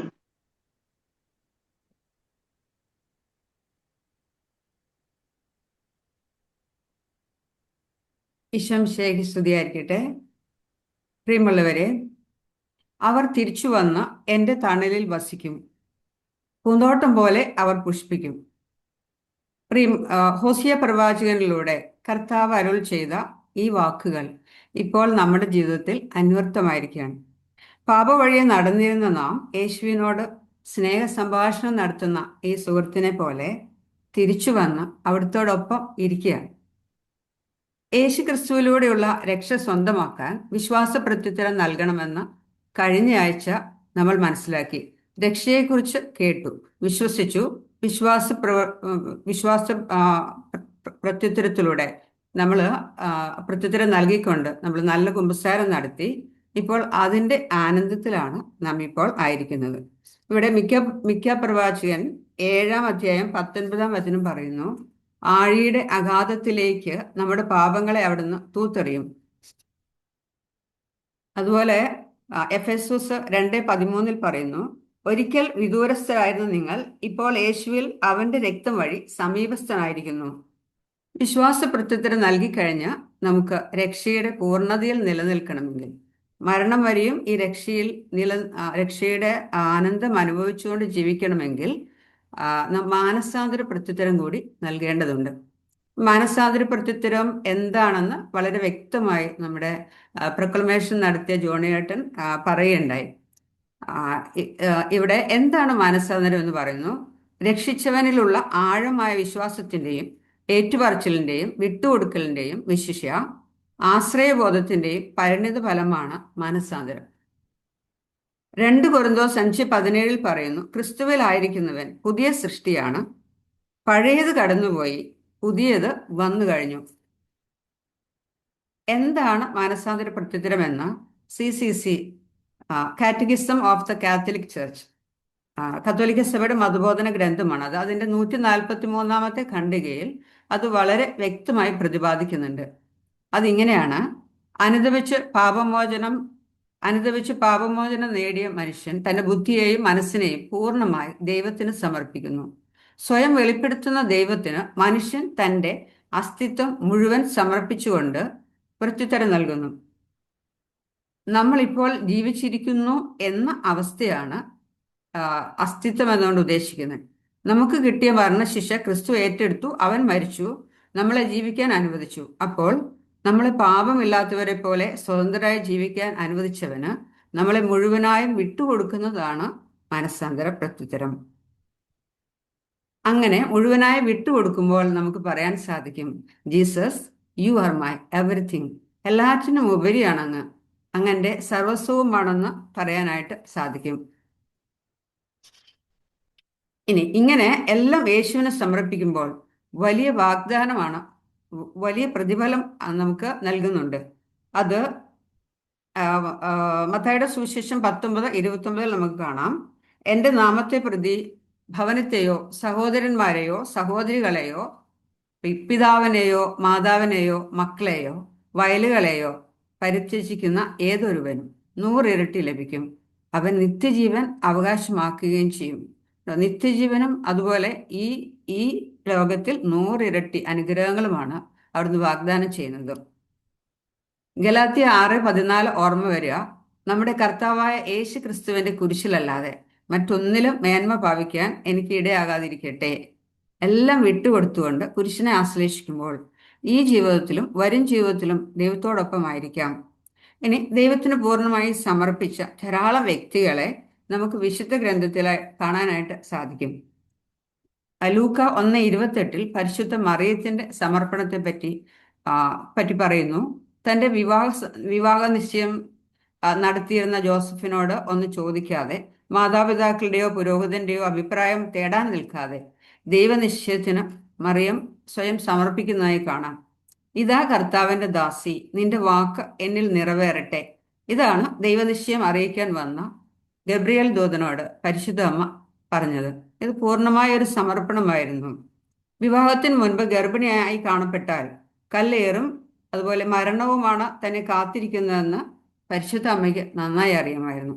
എന്നാൽ ദൈവഹിതം നിറവേറ്റുക എന്നതായിരുന്നു അവൾക്ക് എല്ലാറ്റിലും ഉപരിയായിട്ട് ഉണ്ടായിരുന്നത്. പിന്നെ ശിമിയോന്റെയും അതുപോലെ അന്ത്രയോസിന്റെയും സമർപ്പണം കാണാം. വിശുദ്ധ മർക്കോസ് 1:17-18 തിരുവചനങ്ങളിലാണ് നാം അത് വായിക്കുന്നത്. യേശു അവരോട് പറഞ്ഞു, എന്നെ അനുഗമിക്കുവിൻ, ഞാൻ നിങ്ങളെ മനുഷ്യരെ പിടിക്കുന്നവരാക്കാം. ഉടനെ വലയും ഉപേക്ഷിച്ച് അവർ അവനെ അനുഗമിച്ചു. വല അവരുടെ ഉപജീവന മാർഗമായിരുന്നു. ഈ വല ഉപേക്ഷിച്ചു കഴിഞ്ഞാൽ ഈ കുടുംബത്തിന്റെ സ്ഥിതി എന്താവും എന്നൊന്നും ആലോചിക്കാതെ എല്ലാം ഉപേക്ഷിച്ചു പോയി. സൂക്ഷിച്ചു വെച്ചിട്ട് പോയി എന്നല്ല, ഉപേക്ഷിച്ചു പോയി. പിന്നെ ഇനി ഒരു മടക്കയാത്രയില്ല. അടുത്ത് നമുക്ക് ലേവിയുടെ സമർപ്പണം കാണാം. ലൂക്കായുടെ സുവിശേഷം 5:27-28 തിരുവചനങ്ങളിലാണ് നാം ഇത് കാണുന്നത്. അവൻ പോകും വഴി ലേവി എന്നൊരു ചുങ്കക്കാരൻ ചുങ്കസ്ഥലത്ത് ഇരിക്കുന്നത് കണ്ടു. എന്നെ അനുഗമിക്കുക എന്ന് യേശു അവനോട് പറഞ്ഞു. അവൻ എല്ലാം ഉപേക്ഷിച്ച് എഴുന്നേറ്റ് അവനെ അനുഗമിച്ചു. അവൻ സമ്പത്തിന്റെ മേലെ ഇരിക്കുകയായിരുന്നു. എഴുന്നേറ്റങ്ങ് പോയി. പണം എടുക്കാനായിട്ട് നിന്നില്ല, പണവും കൂടി എടുത്തോണ്ട് പോയില്ല, എല്ലാം ഉപേക്ഷിച്ചു യേശുവിന് വേണ്ടി. അതുപോലെ യോഹന്നാന്റെ സുവിശേഷം 4:28-29 സമരിയക്കാരി സ്ത്രീയുടെ സമർപ്പണത്തെക്കുറിച്ച് നാം വായിക്കുന്നു. കിണറ്റിൻകരയിൽ യേശുവും ഈ സമരിയക്കാരി സ്ത്രീയുമായി സംസാരിച്ചുകൊണ്ടിരുന്നപ്പോൾ യേശു നിന്നോട് സംസാരിച്ചുകൊണ്ടിരിക്കുന്ന ഞാൻ തന്നെയാണ് ക്രിസ്തു എന്ന് സ്വയം വെളിപ്പെടുത്തുകയുണ്ടായി. ഒരു സമൂല പരിവർത്തനമാണ് അപ്പോൾ സമരിയക്കാരി സ്ത്രീയിൽ നടന്നത്. ഇങ്ങനെ ആ സ്ത്രീ ഇതാ ചെയ്തത്. ആ സ്ത്രീ ആകട്ടെ കുടം അവിടെ വെച്ചിട്ട് പട്ടണത്തിലേക്ക് പോയി ആളുകളോട് പറഞ്ഞു, ഞാൻ ചെയ്ത കാര്യങ്ങളെല്ലാം എന്നോട് പറഞ്ഞ ഒരു മനുഷ്യനെ നിങ്ങൾ വന്നു കാണുവിൻ. അവളുടെ പഴയ ജീവിതമാകുന്ന കുടം അതവിടെ യേശുവിനെ കണ്ടെത്തിയ സ്ഥലത്ത് തന്നെ വെച്ചിട്ട് ഉപേക്ഷിച്ചു കിണറ്റിൻകരയിൽ വെച്ചിട്ട് അവള് പട്ടണത്തിലേക്ക് പോയി. ഇനി താൻ കണ്ടുമുട്ടിയ ഈശോയെ മറ്റുള്ളവർക്കും കൂടി ഒന്ന് കാണിച്ചു കൊടുക്കണം എന്നത് മാത്രമായിരുന്നു അവളുടെ ലക്ഷ്യം. ഇനി മനുഷ്യരെ കാണാൻ മടിച്ചിട്ട് ആളുകൾ ഇല്ലാത്ത സമയം നോക്കി നട്ടുച്ചയ്ക്ക് വെള്ളം കോരാൻ വന്ന അവള് ആൾക്കൂട്ടത്തിലേക്ക് പോകുക. അവൾക്ക് അത്രമാത്രം ധൈര്യമായി. അതാണ് പുതിയ ജീവിതം. ഇനി രണ്ട് വാക്കുകളിലൂടെ പൂർണ്ണമായ ഒരു സമർപ്പണം നടത്തുന്ന തോമാസ് ലീഹ.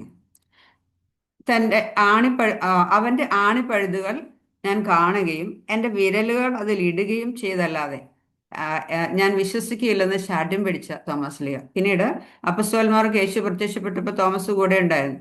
അപ്പോൾ യേശു തോമസിനെ പ്രത്യേകമായി വിളിച്ചു പറഞ്ഞു, തോമസ്, നിന്റെ വിരൽ ഇവിടെ കൊണ്ടുവരിക, എൻ്റെ കൈകൾ കാണുക, നിന്റെ കൈ നീട്ടി എൻ്റെ പാർശ്വത്തിൽ വയ്ക്കുക എന്നൊക്കെ പറഞ്ഞപ്പോഴത്തേക്കും തൻ്റെ ഗുരുവിനെ സംശയിച്ചതുള്ള വേദന കൊണ്ട് തോമസ് ലീഹ പറയാ, എൻ്റെ കർത്താവേ, എൻ്റെ ദൈവമേ.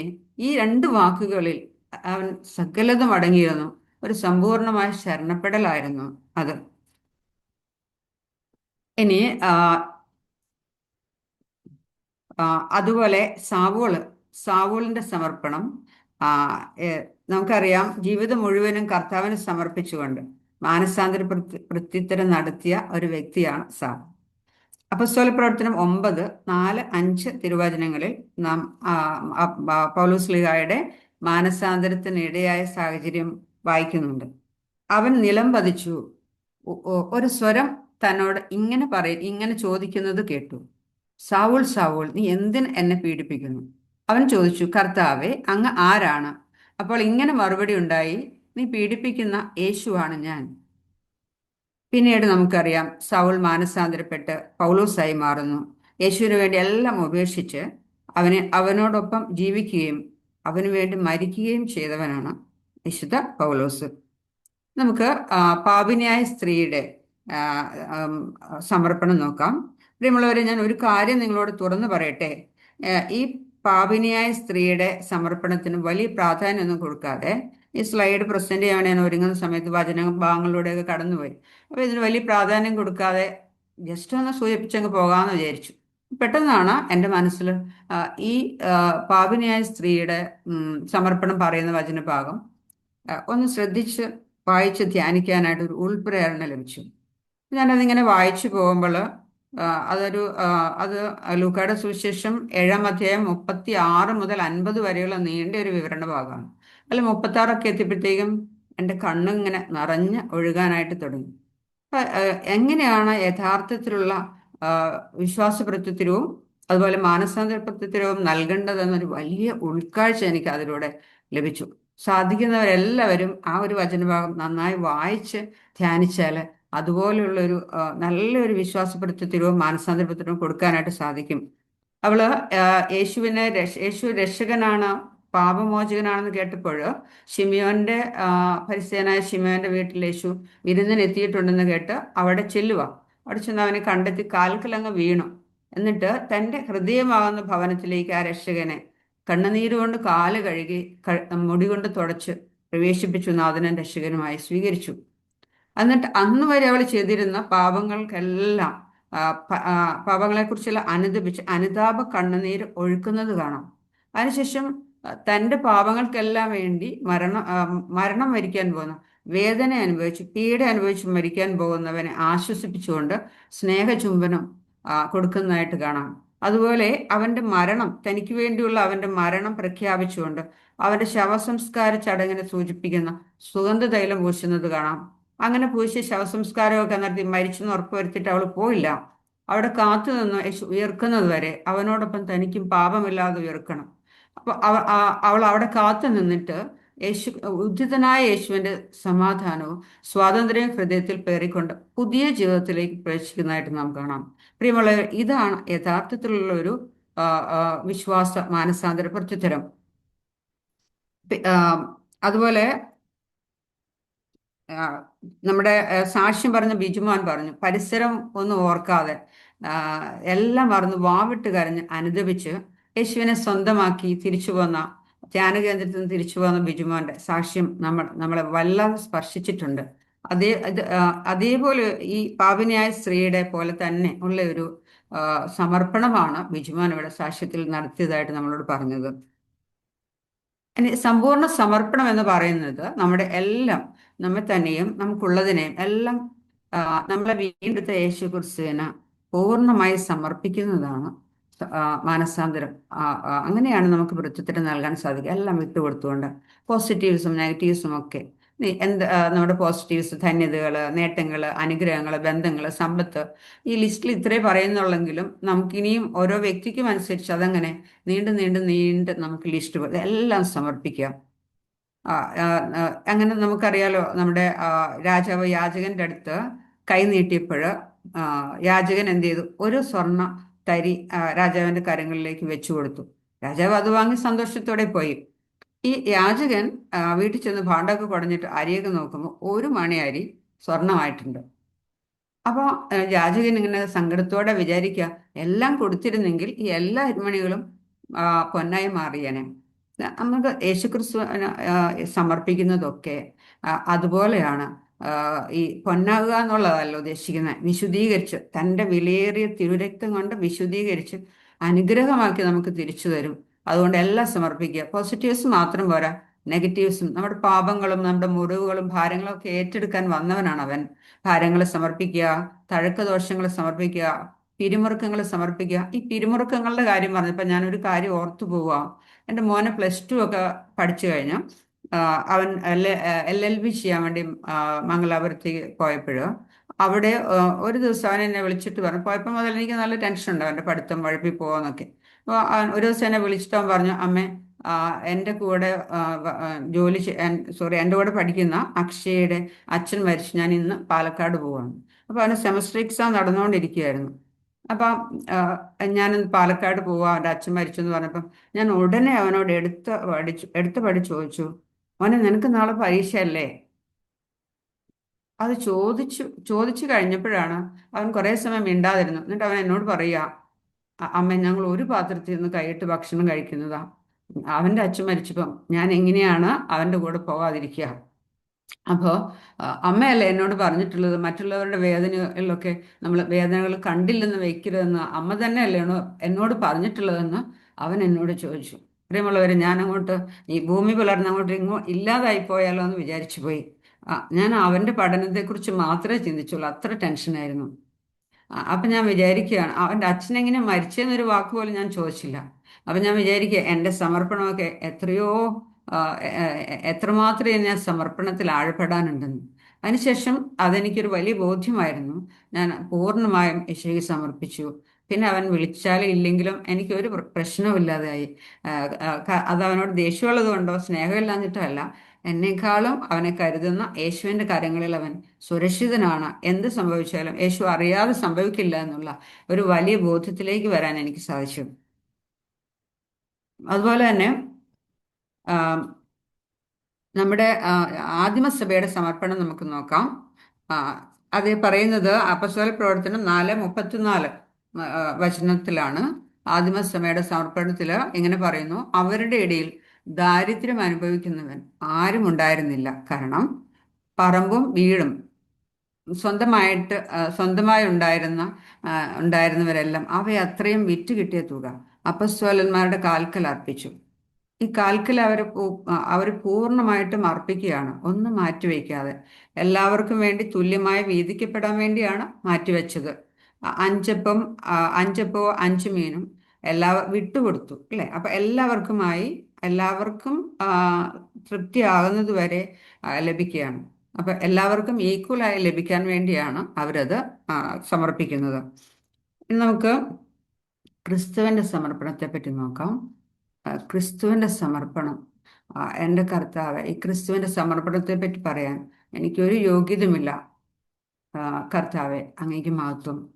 ഇവിടെ ക്രിസ്തുവിന്റെ സമർപ്പണത്തിൽ നമുക്ക് കാണാം, ഇവിടെ ദൈവത്തിൽ നിന്ന് അകന്നുപോയ മനുഷ്യകുലത്തെ മുഴുവനും വീണ്ടെടുക്കാൻ വേണ്ടി അവൻ സ്വർഗം വിട്ട് ഇറങ്ങി വന്നു, സ്വയം ശൂന്യമാക്കി. നിയമപ്രകാരം കളങ്കമില്ലാതെ ഇല്ലാത്ത ദൈവത്തിന് പൂർണ്ണമായി സമർപ്പിക്കാൻ വേണ്ടിയാണ് അവൻ അങ്ങനെ ചെയ്തത്. നമ്മളെ ഓരോരുത്തരെയും കളങ്കമില്ലാതെ പൂർണ്ണമായി ദൈവത്തിന് സമർപ്പിക്കാൻ വേണ്ടിയാണ് അവൻ അങ്ങനെ ചെയ്തത്. ഇനി നിയമപ്രകാരം രക്തം ചിന്തിയുള്ള ബലിയർപ്പണം നടത്തണമെന്ന് ദൈവഹിതം നിറവേറ്റാനാണ് അങ്ങനെ ചെയ്തത്. നിയമത്തിലൂടെ തന്നെ മനുഷ്യകുലത്തെ രക്ഷിക്കാൻ വേണ്ടി. നമുക്കറിയാം യേശുക്രിസ്തു ഒരു നിമിഷം കൊണ്ട് പ്രപഞ്ചത്തെ മുഴുവൻ നശിപ്പിക്കാനും അതുപോലെ പുനരുദ്ധരിക്കാനും അത്രമാത്രം ശക്തനാണ് അവൻ. എന്നിട്ടും എന്ത് ചെയ്തു? എല്ലാം ഉപേക്ഷിച്ച് മരണത്തോളം അവൻ സമർപ്പിച്ചു. അത്രമാത്രം ദൈവഹിതത്തിന് വിട്ടുകൊടുത്തു. അവസാനത്തുള്ള രക്തം വരെയും സകല ശക്തിയും ചോർന്നു പോകുന്നത് വരെ അവൻ പൂർണ്ണമായി സമർപ്പിക്കുന്നു. നമ്മളെ പൂർണ്ണമായും വീണ്ടെടുത്ത ദൈവത്തിന് തിരിച്ചേൽപ്പിക്കുക എന്നുള്ള വലിയ ദൗത്യത്തോടുകൂടി. അതാണ് ഇവിടെ പറയുന്നത്. കൊളോസസ് 1:22 വചനത്തിൽ പറയുന്നു, ഇപ്പോൾ ക്രിസ്തു തന്റെ മരണം വഴി സ്വന്തം ഭൗതിക ശരീരത്തിൽ നിങ്ങളെ അനുരഞ്ജിപ്പിച്ചിരിക്കുന്നു. അവിടുത്തെ മുൻപിൽ പരിശുദ്ധരും കുറ്റമറ്റവരും നിർമ്മലരുമായി നിങ്ങളെ സമർപ്പിക്കുന്നതിന് വേണ്ടിയാണ് അവൻ ഇപ്രകാരം ചെയ്തത്.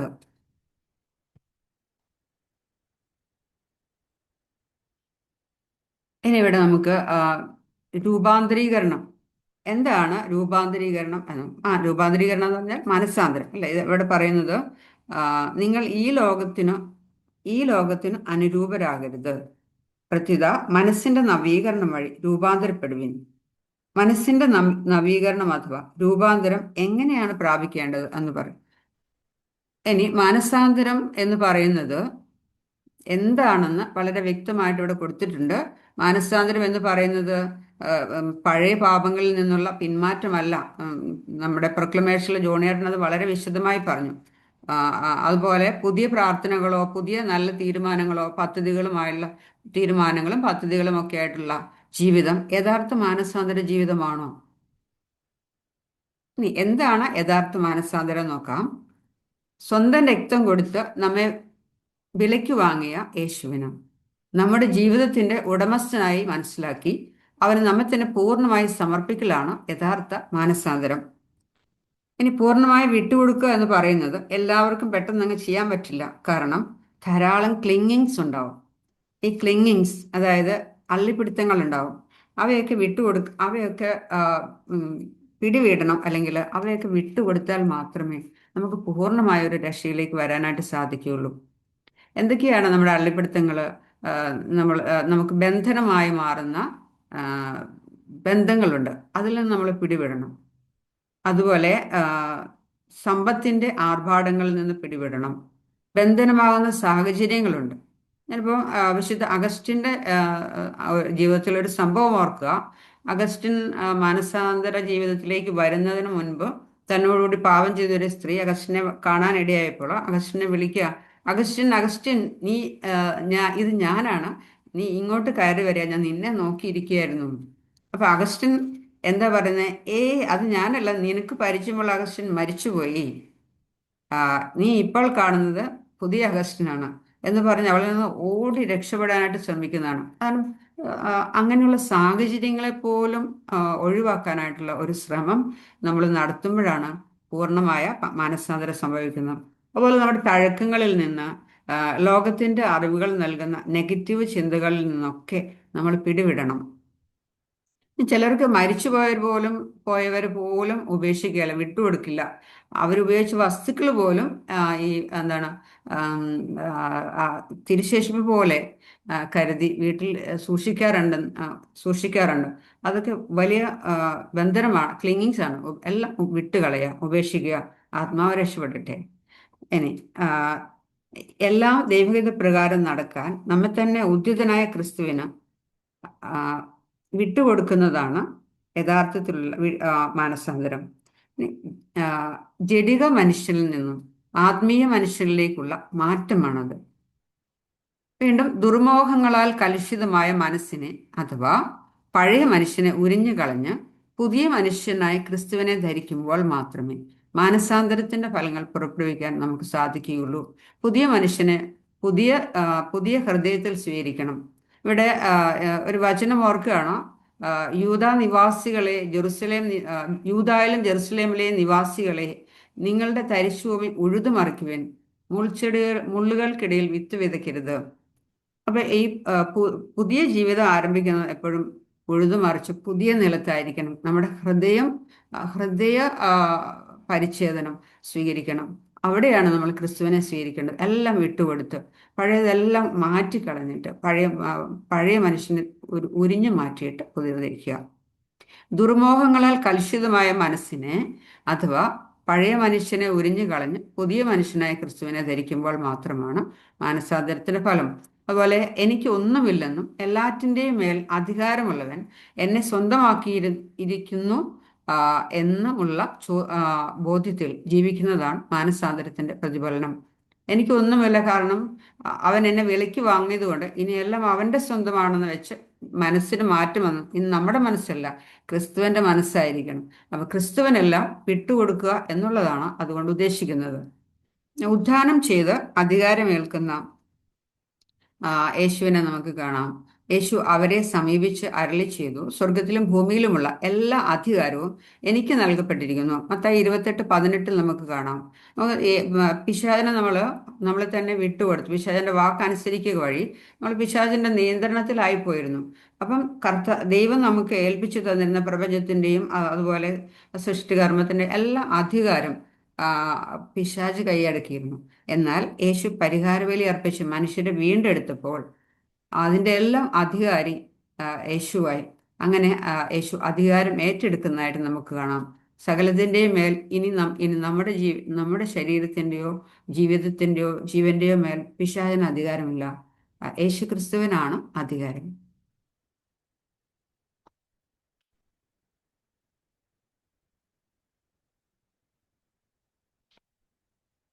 ഇവിടെ ഈ മാനസാന്തര ജീവിതം എന്ന് പറഞ്ഞാൽ എന്നും എപ്പോഴും അവനോടൊപ്പമായിരിക്കുക, അവനോടൊപ്പം നടക്കുക. വാക്കിംഗ് വിത്ത് ജീസസ് ആണ്. ഒറ്റപ്പെട്ടു പോയ വഴികളിൽ നിന്നും രക്ഷിച്ചവന്റെ കൂടെയുള്ള മടക്കയാത്രയാണത്. അതായത് നമ്മൾ പാപവഴിയെ പോകാനിടയാൽ ഈ ജീവിതത്തിൽ ഈ ലോകത്തിൽ ജീവിക്കുമ്പോൾ ഇടയ്ക്കിടയ്ക്കൊക്കെ പാപകരമായ അവസ്ഥയിലേക്ക് വീണു പോകാം. അപ്പൊ അങ്ങനെ വീണു പോകുന്ന സമയത്ത് ആ സത്യം തിരിച്ചറിയുമ്പോൾ നമ്മൾ തിരിച്ചു വന്നു യേശുവിനോടൊപ്പം തിരിച്ചു വന്നു, വീണ്ടും യേശുവിനോടൊപ്പം തിരിച്ചു വന്ന് അവനോടൊപ്പം വീണ്ടും നടക്കുന്നതാണ് മാനസാന്തരം എന്നതുകൊണ്ട് നാം മനസ്സിലാക്കേണ്ടത്. അങ്ങനെ ആ പഴയ ഓരോ പ്രാവശ്യത്തെയും പാപത്തിലേക്ക് വീണു പോകുന്ന അവസ്ഥകളൊക്കെ വീണ്ടും വീണ്ടും അവനെ ഏൽപ്പിച്ചു കൊടുക്കുക, വീണ്ടും വീണ്ടും പാപമോചനം നേടുക, വീണ്ടും വീണ്ടും അവനെ എല്ലാം വിട്ടുകൊടുത്തുകൊണ്ട് പ്രത്യുത്തരം നൽകുക. ഇതിങ്ങനെ അനുദിനം സംഭവിക്കേണ്ട കാര്യമാണ്. അതുപോലെ യോഹന്നാന്റെ സുവിശേഷം 14:6 ഇങ്ങനെ യേശു പറഞ്ഞു, വഴിയും സത്യവും ജീവനും ഞാനാണ്, എന്നിലൂടെ അല്ലാതെ ആരും പിതാവിന്റെ അടുക്കിലേക്ക് വരുന്നില്ല. ഈ സത്യവഴിയിൽ നിന്നും നമ്മൾ പലപ്പോഴും മാറിപ്പോകാറുണ്ട്. അങ്ങനെ വരുമ്പോഴാണ് നമ്മൾ തിരിച്ച് വീണ്ടും ജീവനിലേക്ക് നയിക്കുന്നത്. യേശുവിലൂടെ പോകുമ്പോഴാണ്, യേശു കാണിച്ചത് യേശുവിനോടൊപ്പം നടക്കുമ്പോഴാണ് അപ്പോൾ ജീവനിലേക്കുള്ള വഴിയിലൂടെ തിരിച്ചു വന്ന് പിതാവിലേക്ക് എത്തുക.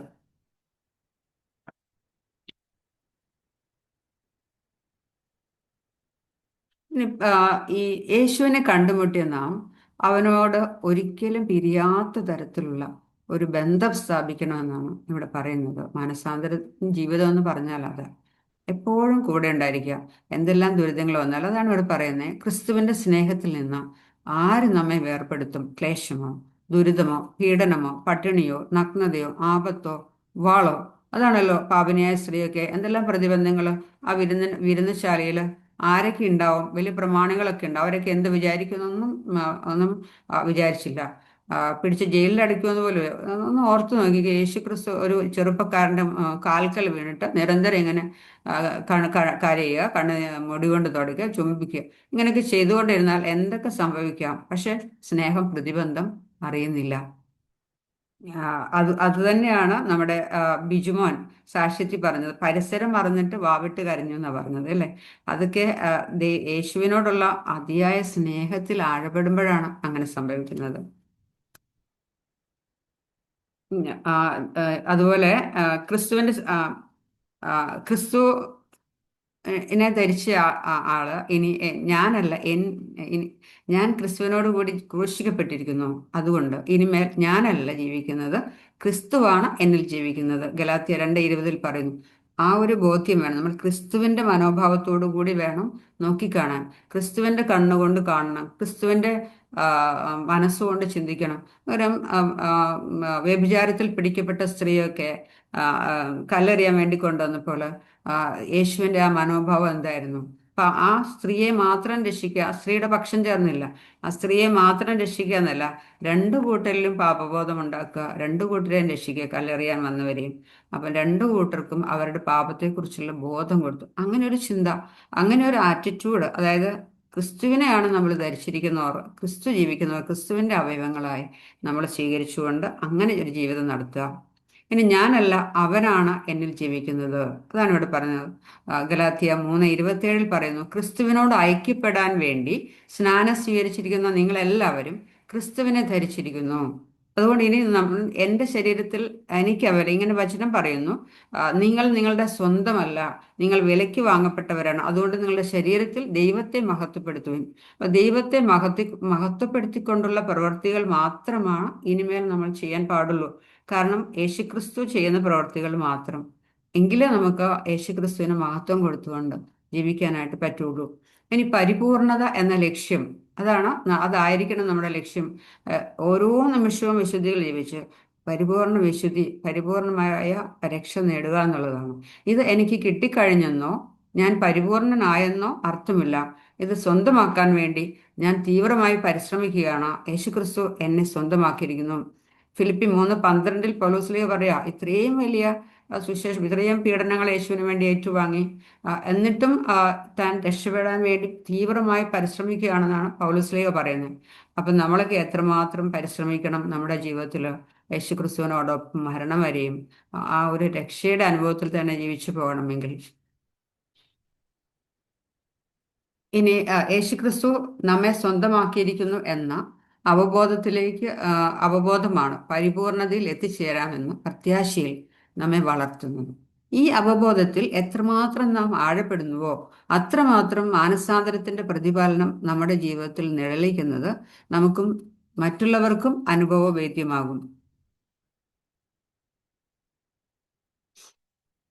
നോക്കിക്കേ, നമ്മൾ ഇതുപോലെ ഒരു സമർപ്പണം നടത്തി കഴിയുമ്പോൾ നമ്മുടെ അവസ്ഥ എന്തായിരിക്കും, നമ്മുടെ ആത്മാവിന്റെ അവസ്ഥ എന്തായിരിക്കും എന്നിവിടെ വളരെ വ്യക്തമായി പറയുന്നുണ്ട്. സങ്കീർത്തനം 131:2 മാതാവിന്റെ മടിയിൽ ശാന്തനായി കിടക്കുന്ന ശിശുവിനെ പോലെ ഞാൻ എന്നെ തന്നെ ശാന്തനാക്കി. ശാന്തമായി ഉറങ്ങുന്ന ശിശുവിനെ പോലെയാണ് എൻ്റെ ആത്മാവ്. നല്ല സുരക്ഷിതത്വത്തോടെ കൂടി എന്നെ ആർക്കും ഒന്നും ചെയ്യാൻ പറ്റില്ല, ഇനി ഒരു പിശാചും എന്നെ തട്ടിക്കൊണ്ടു പോകില്ല. അത്രമാത്രം സുരക്ഷിത ബോധത്തോടു കൂടിയാണ് യേശുവിനോടൊപ്പമുള്ള നമ്മുടെ ജീവിതം. അങ്ങനെയായിരിക്കും. സത്യമായി ഞാൻ നിങ്ങളോട് പറയുന്നു, നിങ്ങൾ മാനസാന്തരപ്പെട്ട ശിശുക്കളെ പോലെ ആകുന്നില്ലെങ്കിൽ സ്വർഗരാജ്യത്തിൽ പ്രവേശിക്കുകയില്ല. മത്തായി 18:3 പറയുന്നു. അതായത് ശിശുക്കൾ എന്ന് പറഞ്ഞാൽ പൂർണ്ണമായ ആശ്രയബോധമാണ്. എല്ലാത്തിനും ഏതിനും മറ്റുള്ളവരെ ആശ്രയിക്കണം ശിശുക്കൾ. അതേപോലെ ഒരു ആശ്രയബോധം, അതുപോലെ തന്നെ പൂർണ്ണമായ വിശ്വാസവും ക്രിസ്തുവിൽ അർപ്പിച്ചുകൊണ്ടുള്ള ഒരു ജീവിതമാണ് മാനസാന്തര ജീവിതം എന്നതുകൊണ്ട് ഉദ്ദേശിക്കുന്നത്. നമുക്ക് ദൈവത്തിന് നന്ദി പറയാം. അതായത് യേശുവിനെ കുറിച്ചുള്ള രക്ഷയെക്കുറിച്ച് അറിയാൻ നമുക്ക് അവസരം ലഭിച്ചു. അതിന് നമുക്ക് ദൈവത്തിന് നന്ദി പറയാം.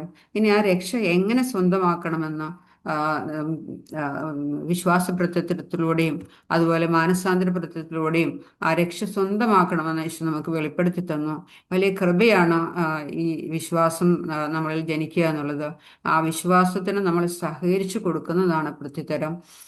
അതുപോലെ നമ്മുടെ മനസ്സ് പുതിയ സൃഷ്ടിയായി നമ്മളെ മാറ്റിയ യേശുക്രിസ്തുവിന് എല്ലാം കൊണ്ടാണ് നമ്മൾ പ്രത്യുത്തരം നൽകുന്നത്. അതിനുള്ള കൃപ നമുക്ക് ഓരോരുത്തർക്കും ലഭിക്കട്ടെ എന്ന് പ്രാർത്ഥിക്കുന്നു. ആമേൻ. താങ്ക് യു വത്സമ ചേച്ചി. മനോഹരമായ അവതരണ ശൈലി കൊണ്ട് മാനസാന്തര പ്രത്യുത്തരം വ്യക്തമാക്കി തന്ന വത്സമ ചേച്ചിക്ക് നന്ദിയുടെ നറുമലരുകൾ. ദൈവം അനുഗ്രഹിക്കട്ടെ. അടുത്തതായി നമുക്ക് ശംഷാബാദ് രൂപതയുടെ അധ്യക്ഷനായ അഭിവന്ദ്യമാർ പ്രിൻസ് പാണങ്ങാട് പിതാവിന്റെ അനുഗ്രഹ സന്ദേശം ശ്രവിക്കാം.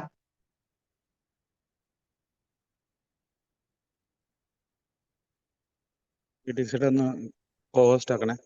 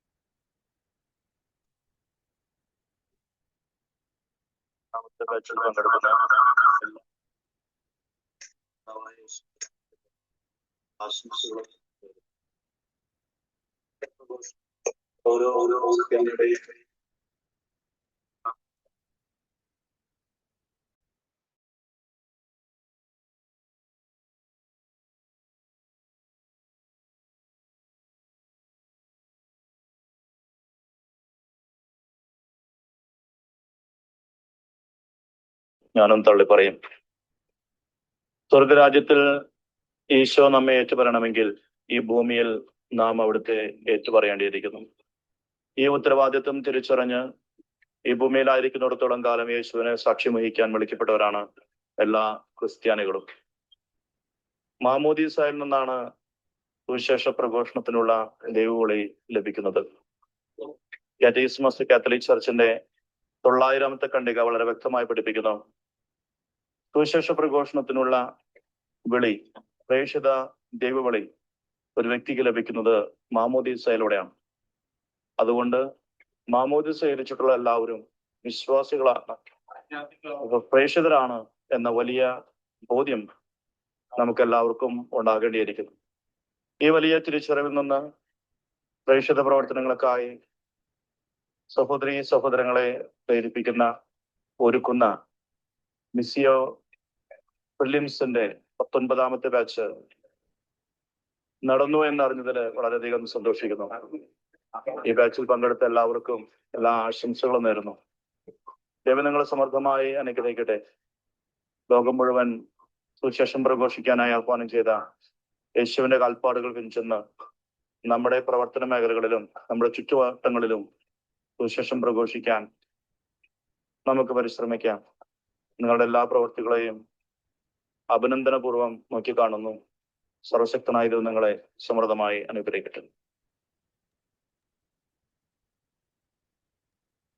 താങ്ക് യു പിതാവേ. പിതാവിന്റെ വിലയേറിയ അനുഗ്രഹ സന്ദേശത്തിന് അഗൈതവുമായ നന്ദി അർപ്പിക്കുന്നു.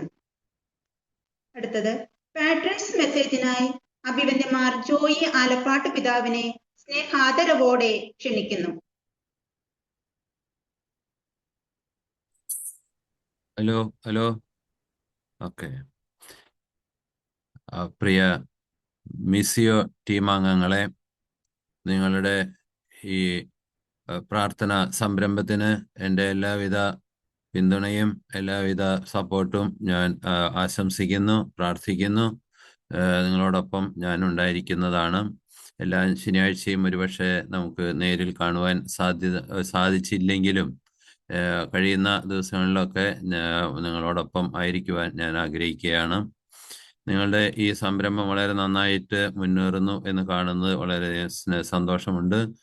ഞാൻ ഈ നാട്ടിൽ വന്നപ്പോൾ എനിക്ക് അവിടെ കറുവിറ്റിയിൽ പോകുവാനും അവിടെ ഭവനത്തിൽ ഉണ്ടായിരുന്ന നമ്മുടെ ടീം അംഗങ്ങളുമായിട്ട് കുറെ സമയം ചെലവഴിക്കുന്നതിനും പ്രാർത്ഥിക്കുന്നതിനുമൊക്കെ സാധിക്കുകയുണ്ടായി.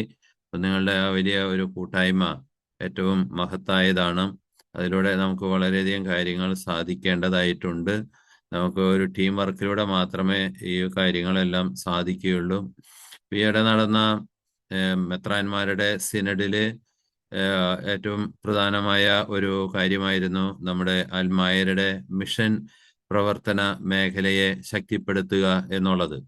അതിൻ്റെ ഫലമായിട്ടാണ് അഭിമന്യ പ്രിൻസ് പിതാവ് നേതൃത്വം എടുത്തുകൊണ്ട് ഒരു ഇവാഞ്ചലൈസേഷൻ കമ്മീഷന്റെ ചെയർമാനായ അദ്ദേഹം ഇനിഷ്യേറ്റീവ് എടുത്തുകൊണ്ട് ഒരു മനോഹരമായ ഒരു സംഘടനയ്ക്ക് രൂപം നൽകിയിരിക്കുന്നത്. ആ സംഘടനയിലൂടെ നമുക്ക് കുറെ കൂടി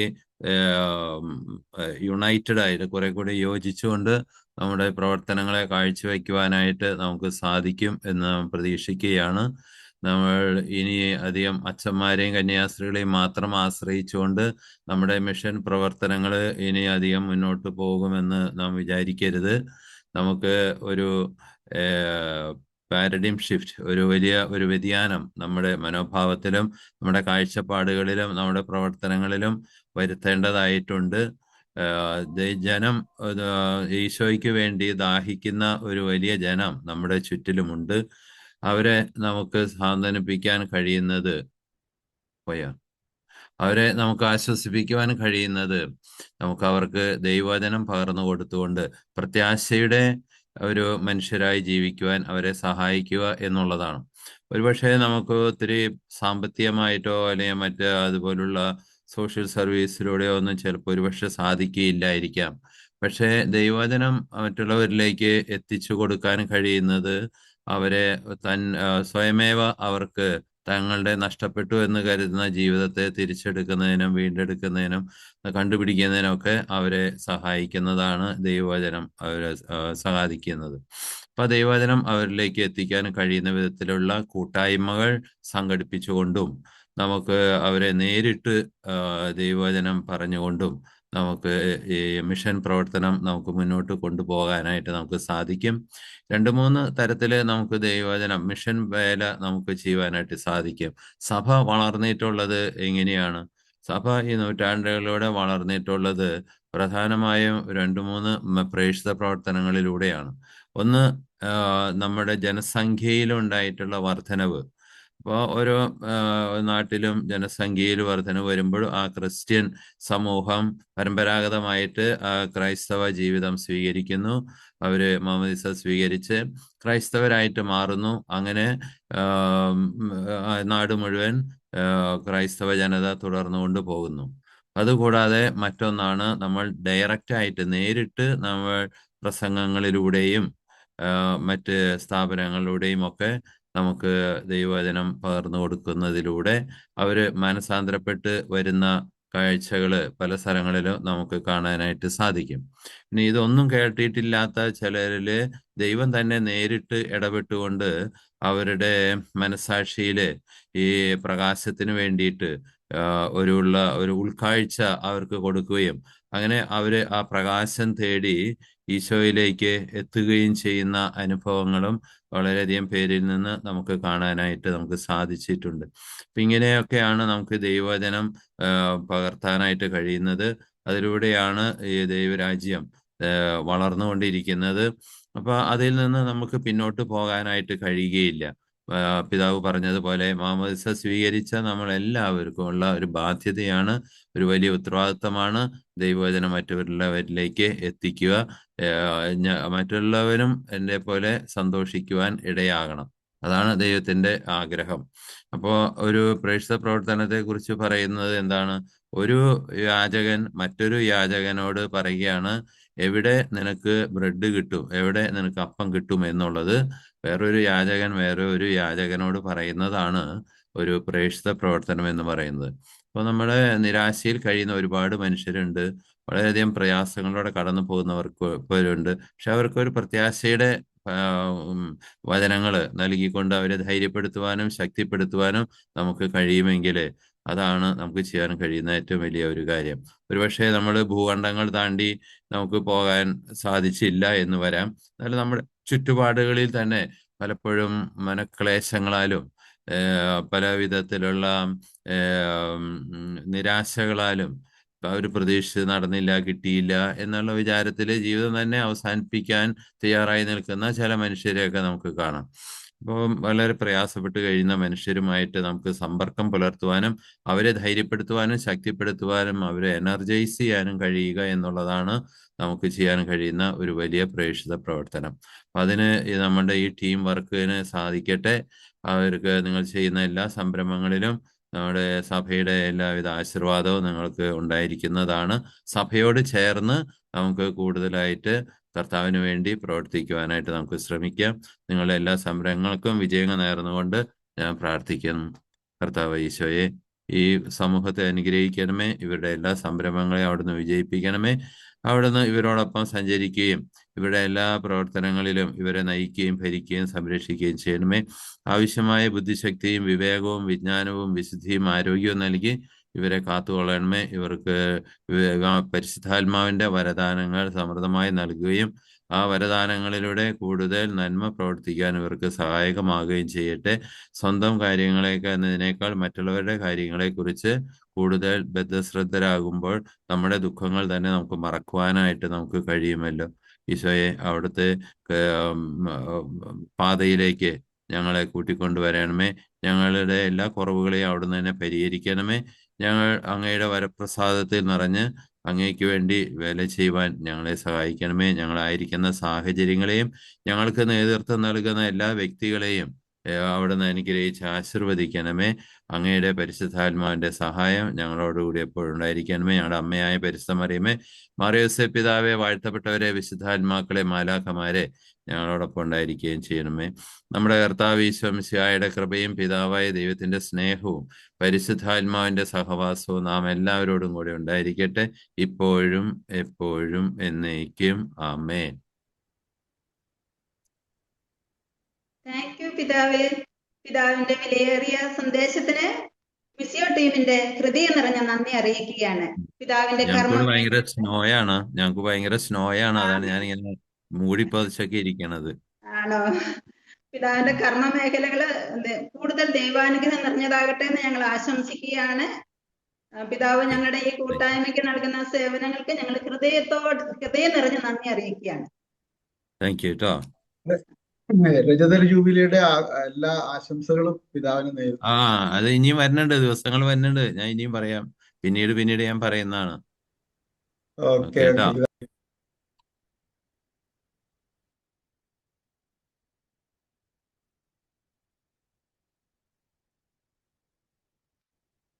അടുത്തത് ചില അനൗൺസ്മെന്റുകളാണ്. സബ് ഗ്രൂപ്പ് മീറ്റിംഗിൽ എല്ലാവരും പങ്കെടുക്കാൻ ശ്രദ്ധിക്കണമെന്ന് അപേക്ഷിക്കുന്നു. എല്ലാ ദിവസവും സബ് ഗ്രൂപ്പിൽ പോസ്റ്റ് ചെയ്യപ്പെടുന്ന വേർഡ് ഓഫ് ദി ഡേ നിങ്ങളെ എങ്ങനെ സ്പർശിച്ചുവെന്ന് ഒരു വോയിസ് മെസ്സേജായി സബ് ഗ്രൂപ്പിൽ എല്ലാവരും പോസ്റ്റ് ചെയ്യണം. ഓൺലൈനിൽ നടത്തപ്പെടുന്ന പ്രിലിമിനറി കോഴ്സ് 8 ക്ലാസുകൾ മാത്രമുള്ളതാണ്. ഏകദേശം 34 ക്ലാസുകളുള്ള ഫുൾ മിസിയോ കോഴ്സ് എല്ലാ മാസവും കറുകുറ്റി മിസിയോ ഭവനിൽ താമസിച്ചുള്ള കോഴ്സായി നടത്തപ്പെടുന്നുണ്ട്. അടുത്ത കോഴ്സ് ഫെബ്രുവരി 16 മുതൽ 21 വരെയാണ് ഷെഡ്യൂൾ ചെയ്തിരിക്കുന്നത്. പങ്കെടുക്കാൻ താല്പര്യമുള്ളവർ ദയവായി 9746917273 എന്ന നമ്പറിലോ 7012574557 എന്ന നമ്പറിലോ ബന്ധപ്പെടുക. മിസിയോ ഭവനിൽ 1-2 ദിവസം താമസിച്ച് നിത്യാരാധനയിൽ ഇരുന്ന് ഭാരത മിഷന് വേണ്ടി പ്രാർത്ഥിക്കുവാൻ തയ്യാറുള്ളവർ ദയവായി അറിയിക്കുക. കുടുംബമായോ അല്ലാതെയോ വരാവുന്നതാണ്. നിങ്ങളുടെ ഇടവകകളിൽ കുടുംബ യൂണിറ്റ് നേതൃത്വങ്ങൾക്കും മതാധ്യാപകർക്കുമൊക്കെയായി മിസിയോ ഫുൾ കോഴ്സ് വികാരി അച്ഛന്മാരുടെ അനുവാദത്തോടെ സംഘടിപ്പിച്ചാൽ മിസിയോ ടീം അവിടെ എത്തി കോഴ്സ് നടത്തി തരുന്നതാണെന്ന് അറിയിക്കുന്നു. മിസിയോ വൈബ്സ് നമ്മുടെ കുടുംബത്തിൽ നിന്നും എല്ലാ മാസവും മലയാളത്തിലും ഇംഗ്ലീഷിലും പബ്ലിഷ് ചെയ്യപ്പെടുന്ന ഓൺലൈൻ ന്യൂസ് ലെറ്റർ ആണ്. PDF ഫയലായിട്ടും യൂട്യൂബിൽ ഓഡിയോ ആയിട്ടും നിങ്ങൾക്ക് അത് ലഭ്യമാണ്. നമ്മളൊരു മിഷനാണെന്ന് ബോധ്യം നൽകാൻ ഉതകുന്ന അതിൽ വരുന്ന ലേഖനങ്ങളൊക്കെ എല്ലാവരും വായിക്കാൻ പരിശ്രമിക്കണേ. എല്ലാ ദിവസവും ഉച്ചയ്ക്ക് 2 മണി മുതൽ 3 മണി വരെ നടത്തപ്പെടുന്ന മിസ്സിയോ മധ്യസ്ഥ പ്രാർത്ഥനയിൽ പങ്കുചേരാൻ ആഗ്രഹിക്കുന്നവർ അതാത് ഗ്രൂപ്പ് മെന്ററിനെ അറിയിക്കുക. അനോണിമസ് ആയ ഒരു മെസ്സേജുകൾക്കും ആരും റെസ്പോണ്ട് ചെയ്യരുത്. മിസ്സിയോ കുടുംബത്തിൽ നിന്നും പണസംബന്ധമായ ഒരു കാര്യത്തിനും ആരും നിങ്ങളെ വിളിക്കില്ല.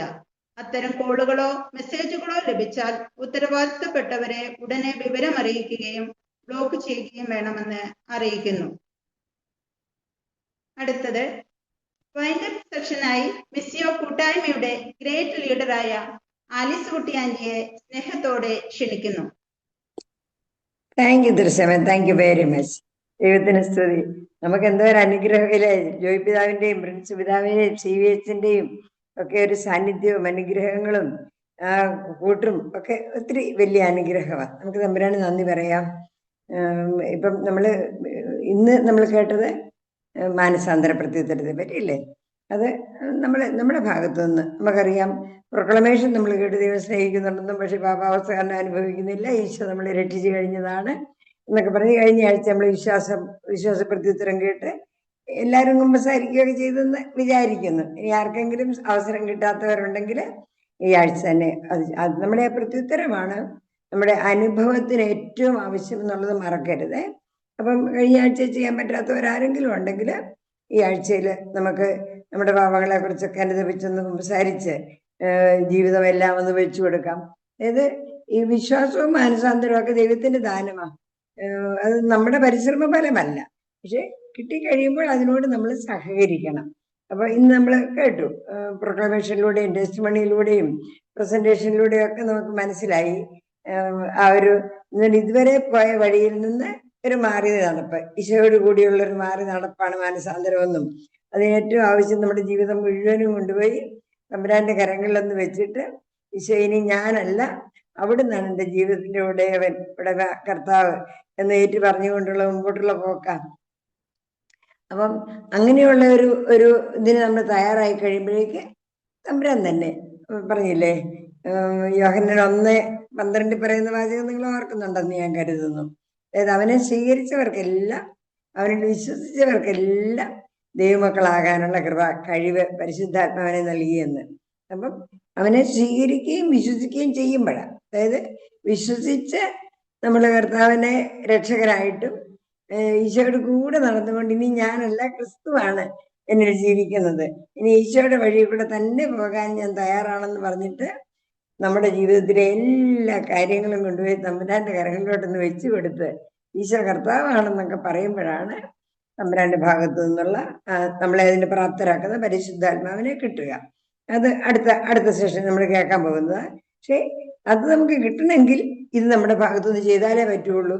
അല്ലെങ്കിൽ നമ്മൾ പ്രസംഗങ്ങൾ കേട്ട് പഠിച്ചു എന്ന് പറഞ്ഞു പോകേണ്ടി വരും. അതിൽ വലിയ കാര്യമില്ലല്ലോ. നമ്മുടെ ജീവിതത്തിൽ അനുഭവമാകണം.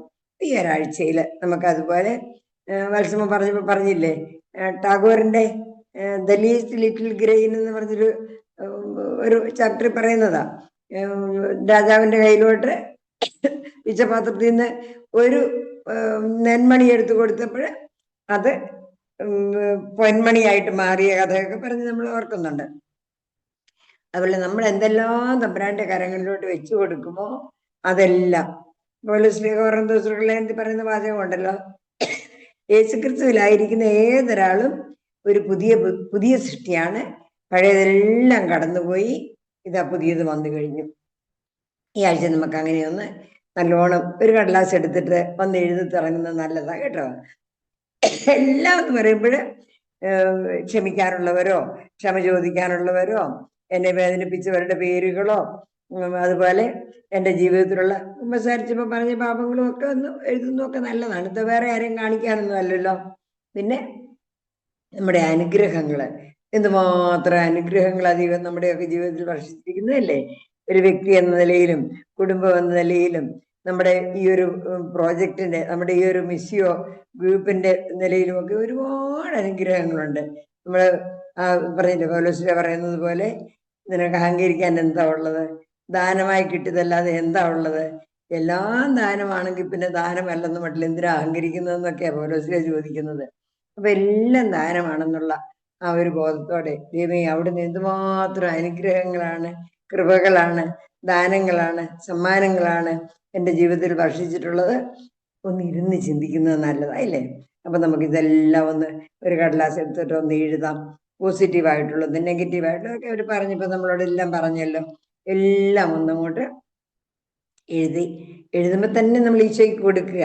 അങ്ങനെ കൊടുത്ത് വരുമ്പോഴേക്ക് കർത്താവ് അതെല്ലാം അങ്ങോട്ട് സ്വീകരിച്ചിട്ട് നമ്മളെ തന്നെ സ്വന്തമാക്കും.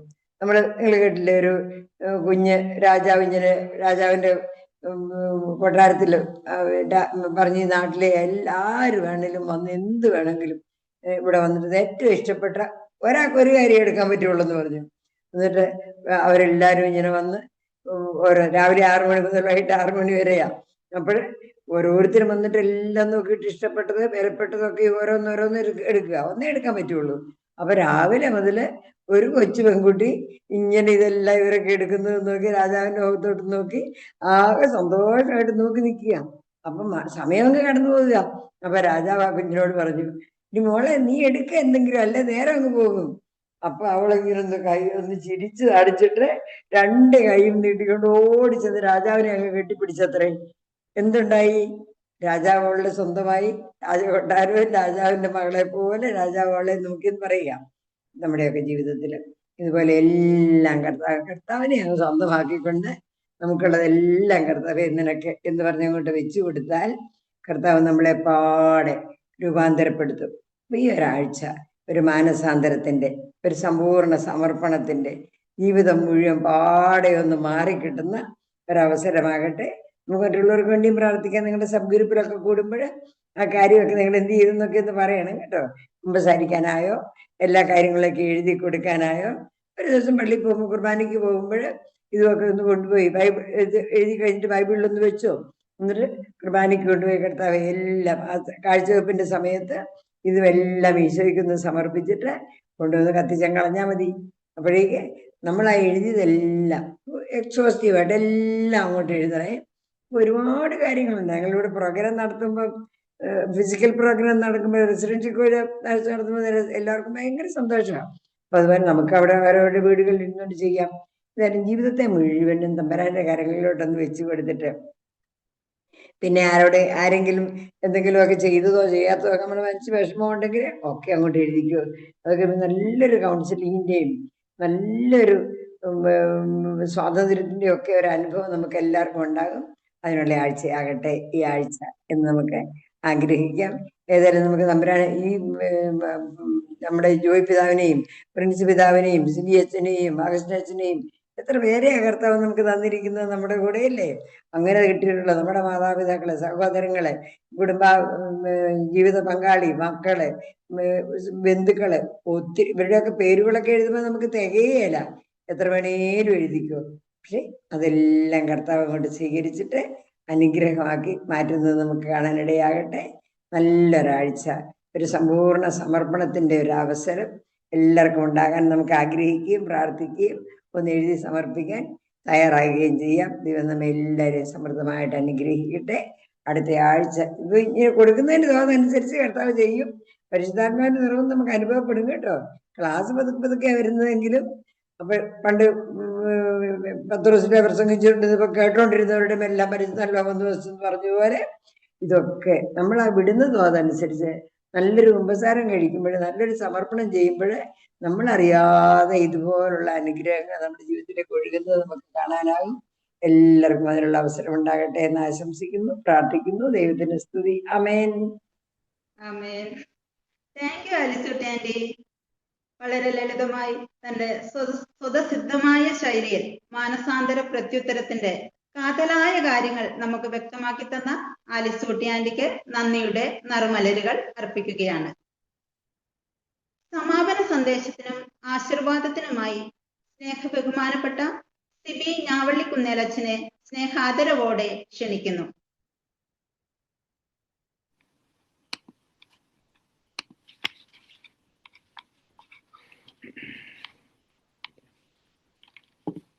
ഈശോ മിശിഹായ്ക്ക് സ്തുതിയായിരിക്കട്ടെ. എന്നെ കേൾക്കാമെന്ന് എനിക്ക് തോന്നുന്നു. കേൾക്കാം അച്ഛാ, കേൾക്കാം. ഓക്കെ.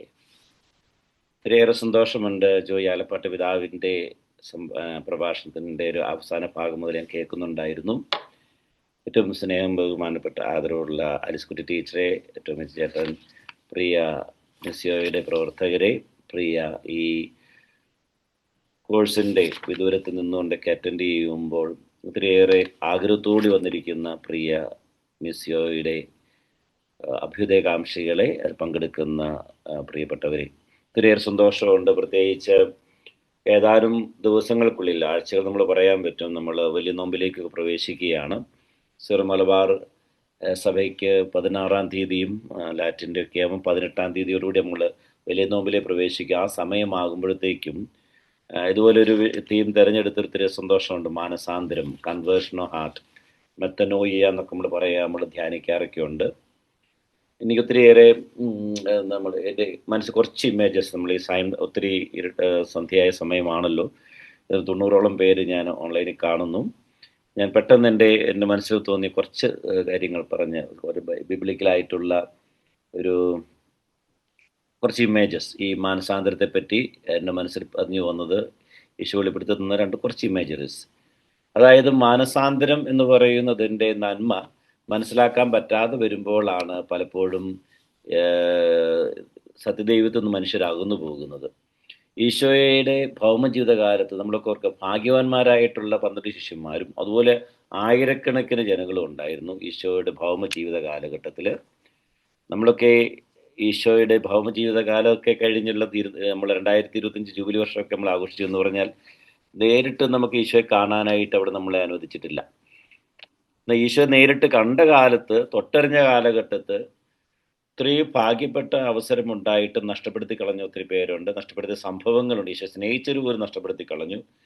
അത് നമുക്ക് 1-2 ഇമേജസ് നമുക്ക് നോക്കാം. ഒന്ന് നമുക്ക് കാണാൻ സാധിക്കുന്നത്, ഈശോ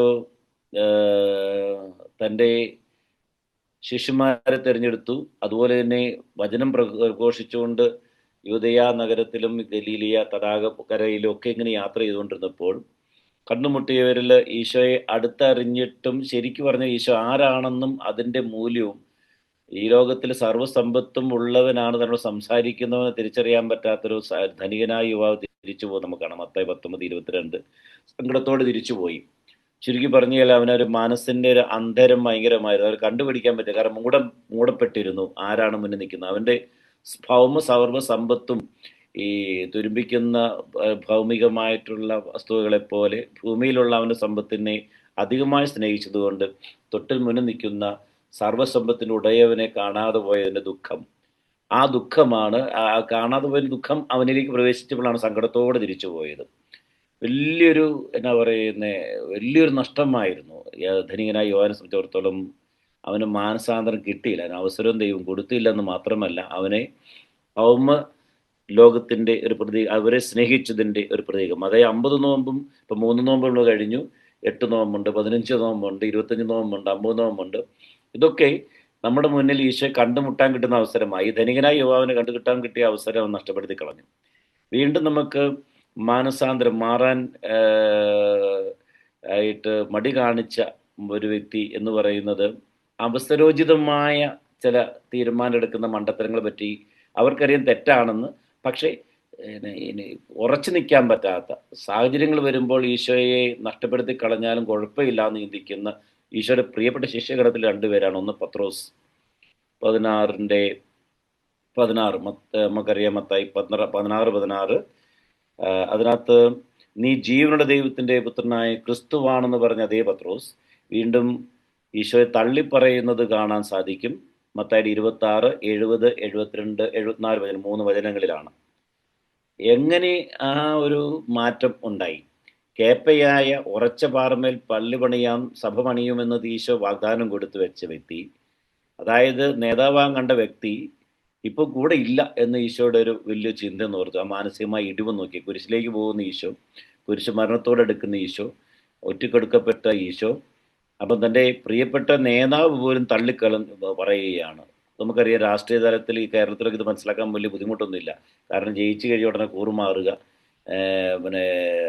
നമ്മുടെ ഭരണം കൈ കിട്ടിയിട്ട് അത് ഇല്ലാതാക്കാനായിട്ട് ഒരുത്തൻ്റെ കയ്യിലിരിപ്പ് കണ്ട് കളയുക എന്ന് പറഞ്ഞതുപോലെ മത്തായി അവതരിപ്പിക്കുന്ന അല്ലെങ്കിൽ വചനം നമ്മുടെ മുന്നേ അവതരിപ്പിക്കുന്നത് പത്രോസ് ഈശോയെ തള്ളിപ്പറഞ്ഞു, നീ എന്താണ് പറയുന്നത് എനിക്കറിയത്തില്ല, ഞാൻ അവനെ അറിയില്ല. പക്ഷേ അവനിലുണ്ടാകുന്നൊരു മാനസാന്തരം മത്തായി 26:75 അവൻ വിങ്ങിക്കരഞ്ഞു, ഹൃദയം നൊന്ത് കരഞ്ഞു. അതാണ് മനസ്സിൻ്റെ അന്തരം എന്ന് പറയുന്നത്. ചലനമുണ്ടായി, പശ്ചാത്തപിച്ച് എൻ്റെ ഈശോയെ എന്നുള്ള ഒരു വിലാപം അവനിൽ ഉണ്ടായത് കൊണ്ടാണ് വീണ്ടും തിരിച്ച് ഈശോയിലേക്ക് വരുന്നുണ്ട്. അവൻ വീണ്ടും അവൻ തള്ളിപ്പറഞ്ഞ് മീൻ പിടിക്കാൻ പഴയ പ്രൊഫഷനിലേക്ക് പോകും. നമുക്ക് കാണാം, യോഹന്നാന്റെ സുവിശേഷം 21-ാമത്തെ കാണാൻ സാധിക്കും.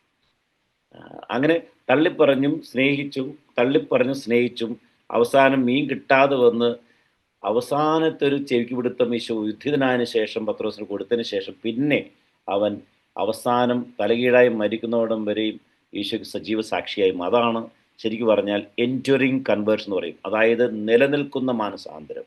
ഈശോ തൊട്ടറിഞ്ഞു, രുചിച്ചറിഞ്ഞു, അനുഭവിച്ചറിഞ്ഞു, വിശുദ്ധ കുർബാനയായി മാറിയ, ദിവ്യകാരുണ്യനാഥനായി മാറിയ ഉദ്ധിതനായ ഈശോയെ കടൽത്തീരത്ത് കണ്ടു. മീനൊന്നും കിട്ടിയില്ലേ. അതാണ് ശരിക്കും പറഞ്ഞാൽ ഒരു സാക്രമെന്റൽ റെവലേഷനാണ് കടൽത്തീരത്ത് സംഭവിച്ചത്. ദിവ്യകാരുണ്യത്തെ ഈശോയുടെ രൂപത്തിൽ കണ്ട പത്രോസ് പിന്നെ അവൻ വഴി തെറ്റിപ്പോയിട്ടില്ല. ഒരു സഭയെ നയിച്ച് ധീര രക്തസാക്ഷിത്വം നൽകി. മറ്റൊരു ശിക്ഷ, അവിടെ ഒരു ട്വിസ്റ്റ് ഉള്ളത്, യൂദാസ് കറിയോത്ത. മത്തായി 27:3 അവന് 30 വെള്ളിനാണയങ്ങൾ കൊണ്ട് പുരാതന പുരോഹിതന്റെ കൊടുത്തിട്ട്, ആ വാക്ക് നമ്മൾ ശ്രദ്ധിച്ചു കഴിഞ്ഞാൽ അവൻ പശ്ചാത്തപിച്ചു എന്നാണ് പറയുന്നത്. യൂദാസ് കറിയോത്ത പശ്ചാത്തപിച്ച് ഇങ്ങനെ പറയുകയാണ്, നിഷ്കളങ്കനായ ഒരുവനെ ഞാൻ ഒറ്റക്കൊടുത്തു, ഞാൻ പാപം ചെയ്തു, ഒറ്റക്കൊടുത്തുകൊണ്ട് പാപം ചെയ്തു. സത്യം പറഞ്ഞാൽ ആ വാക്ക് അങ്ങനെയാണ് പറയുന്നത്. അവൻ പശ്ചാത്തപിച്ച് നിഷ്കളങ്കനായ ഒരുവനെ ഒറ്റക്കൊടുത്തു എന്ന ഒരു പശ്ചാത്താപം അവനുണ്ടായി. പക്ഷെ മാനസാന്തരം ഉണ്ടായില്ല. അതാണ് പ്രശ്നം. ഈ പശ്ചാത്താപം ഉണ്ടായി മാത്രം പോരത്തെ. നമുക്ക് എല്ലാവർക്കും ഉണ്ട് പ്രിക്കോൺഷ്യസ് പറയുന്ന സാധനമുണ്ട്. ഒരു പാപം ചെയ്തു കഴിഞ്ഞാൽ അല്പം നേരത്തെ നമ്മൾ കയറി നിൽക്കുന്ന ഒന്നാണ് ചെയ്ത് തെറ്റിപ്പോയി. ഒരുത്തിനെ കുത്തിക്കൊന്ന് തെറ്റിപ്പോയി, അല്ലെങ്കിൽ പൈസ മോഷ്ടിച്ച് തെറ്റിപ്പോയി. അത് പെട്ടെന്ന് നമ്മളിലൊക്കെ ഇപ്പം നിരീശ്വരവാദികൾ ഏറ്റവും കൂടുതൽ പറയും ദൈവത്തെ വേണ്ടെന്ന് പറയാൻ കാരണം ഈ ഒരു കുറ്റബോധം എന്ന് പറഞ്ഞ സാധനം അവർക്കും ഉണ്ട്. അതൊന്നും വേണ്ട, ദൈവവും വേണ്ട, ഒന്നും വേണ്ട. കുറ്റബോധം ഉണ്ടാകണ ദൈവമൊന്നും വേണ്ട.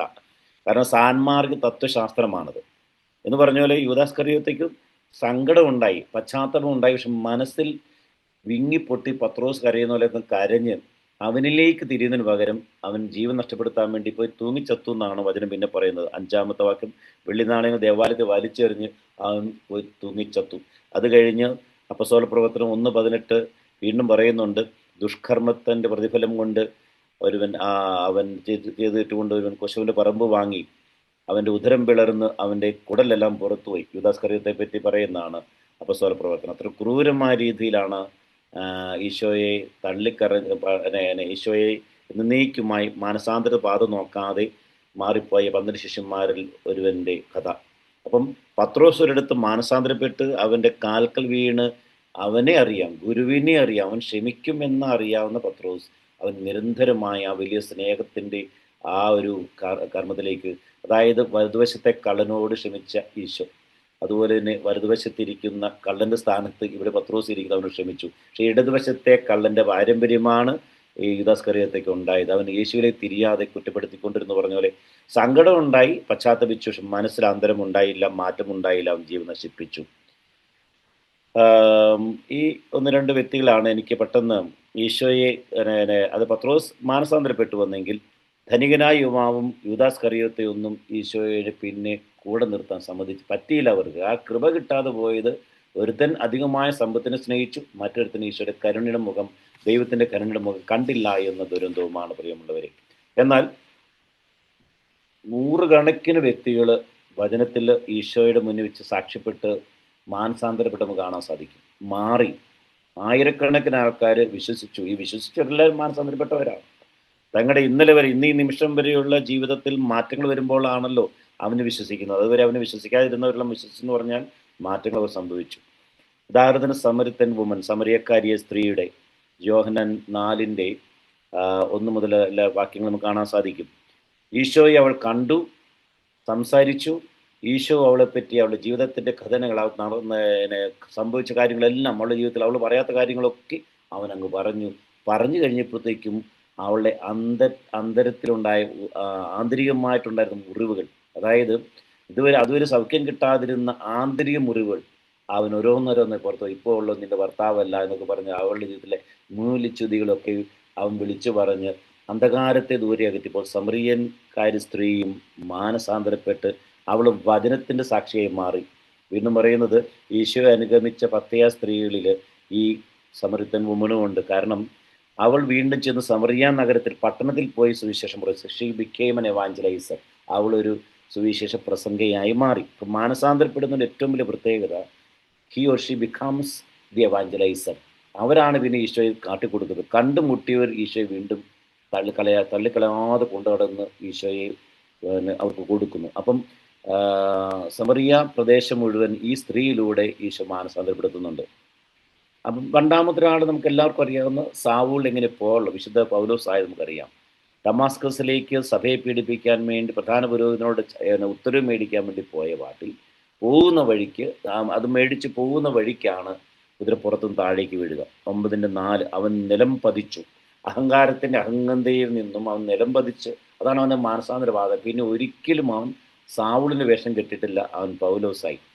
ജൈറോസ് മരിച്ചുപോയ പ്രിയ മകളെ ഉയർത്തെഴുന്നേൽപ്പിച്ചപ്പോൾ മർക്കോസ് 5:21-43 അവൻ്റെ കുടുംബം മുഴുവൻ അവന് വിശ്വസിക്കുക. അവനൊരു സിനഗോഗ് അധികാരിയാണെന്ന് വിചാരിക്കണം. ഈശോയെ അത്രമാത്രം ഇഷ്ടപ്പെടുന്ന ഒരു വ്യക്തിയല്ല ആ പാരമ്പര്യത്തിൽ സിനഗോഗ് അധികാരികളൊക്കെ. പക്ഷേ കണ്ടോ, ഈശോ അവൻ്റെ ജീവിതത്തിൽ മാറ്റങ്ങൾ വരുത്തിയപ്പോൾ അവനിലുണ്ടായ പ്രഗമനം ആ കുടുംബം മുഴുവനും അവനെ വിശ്വസിക്കുകയാണ്.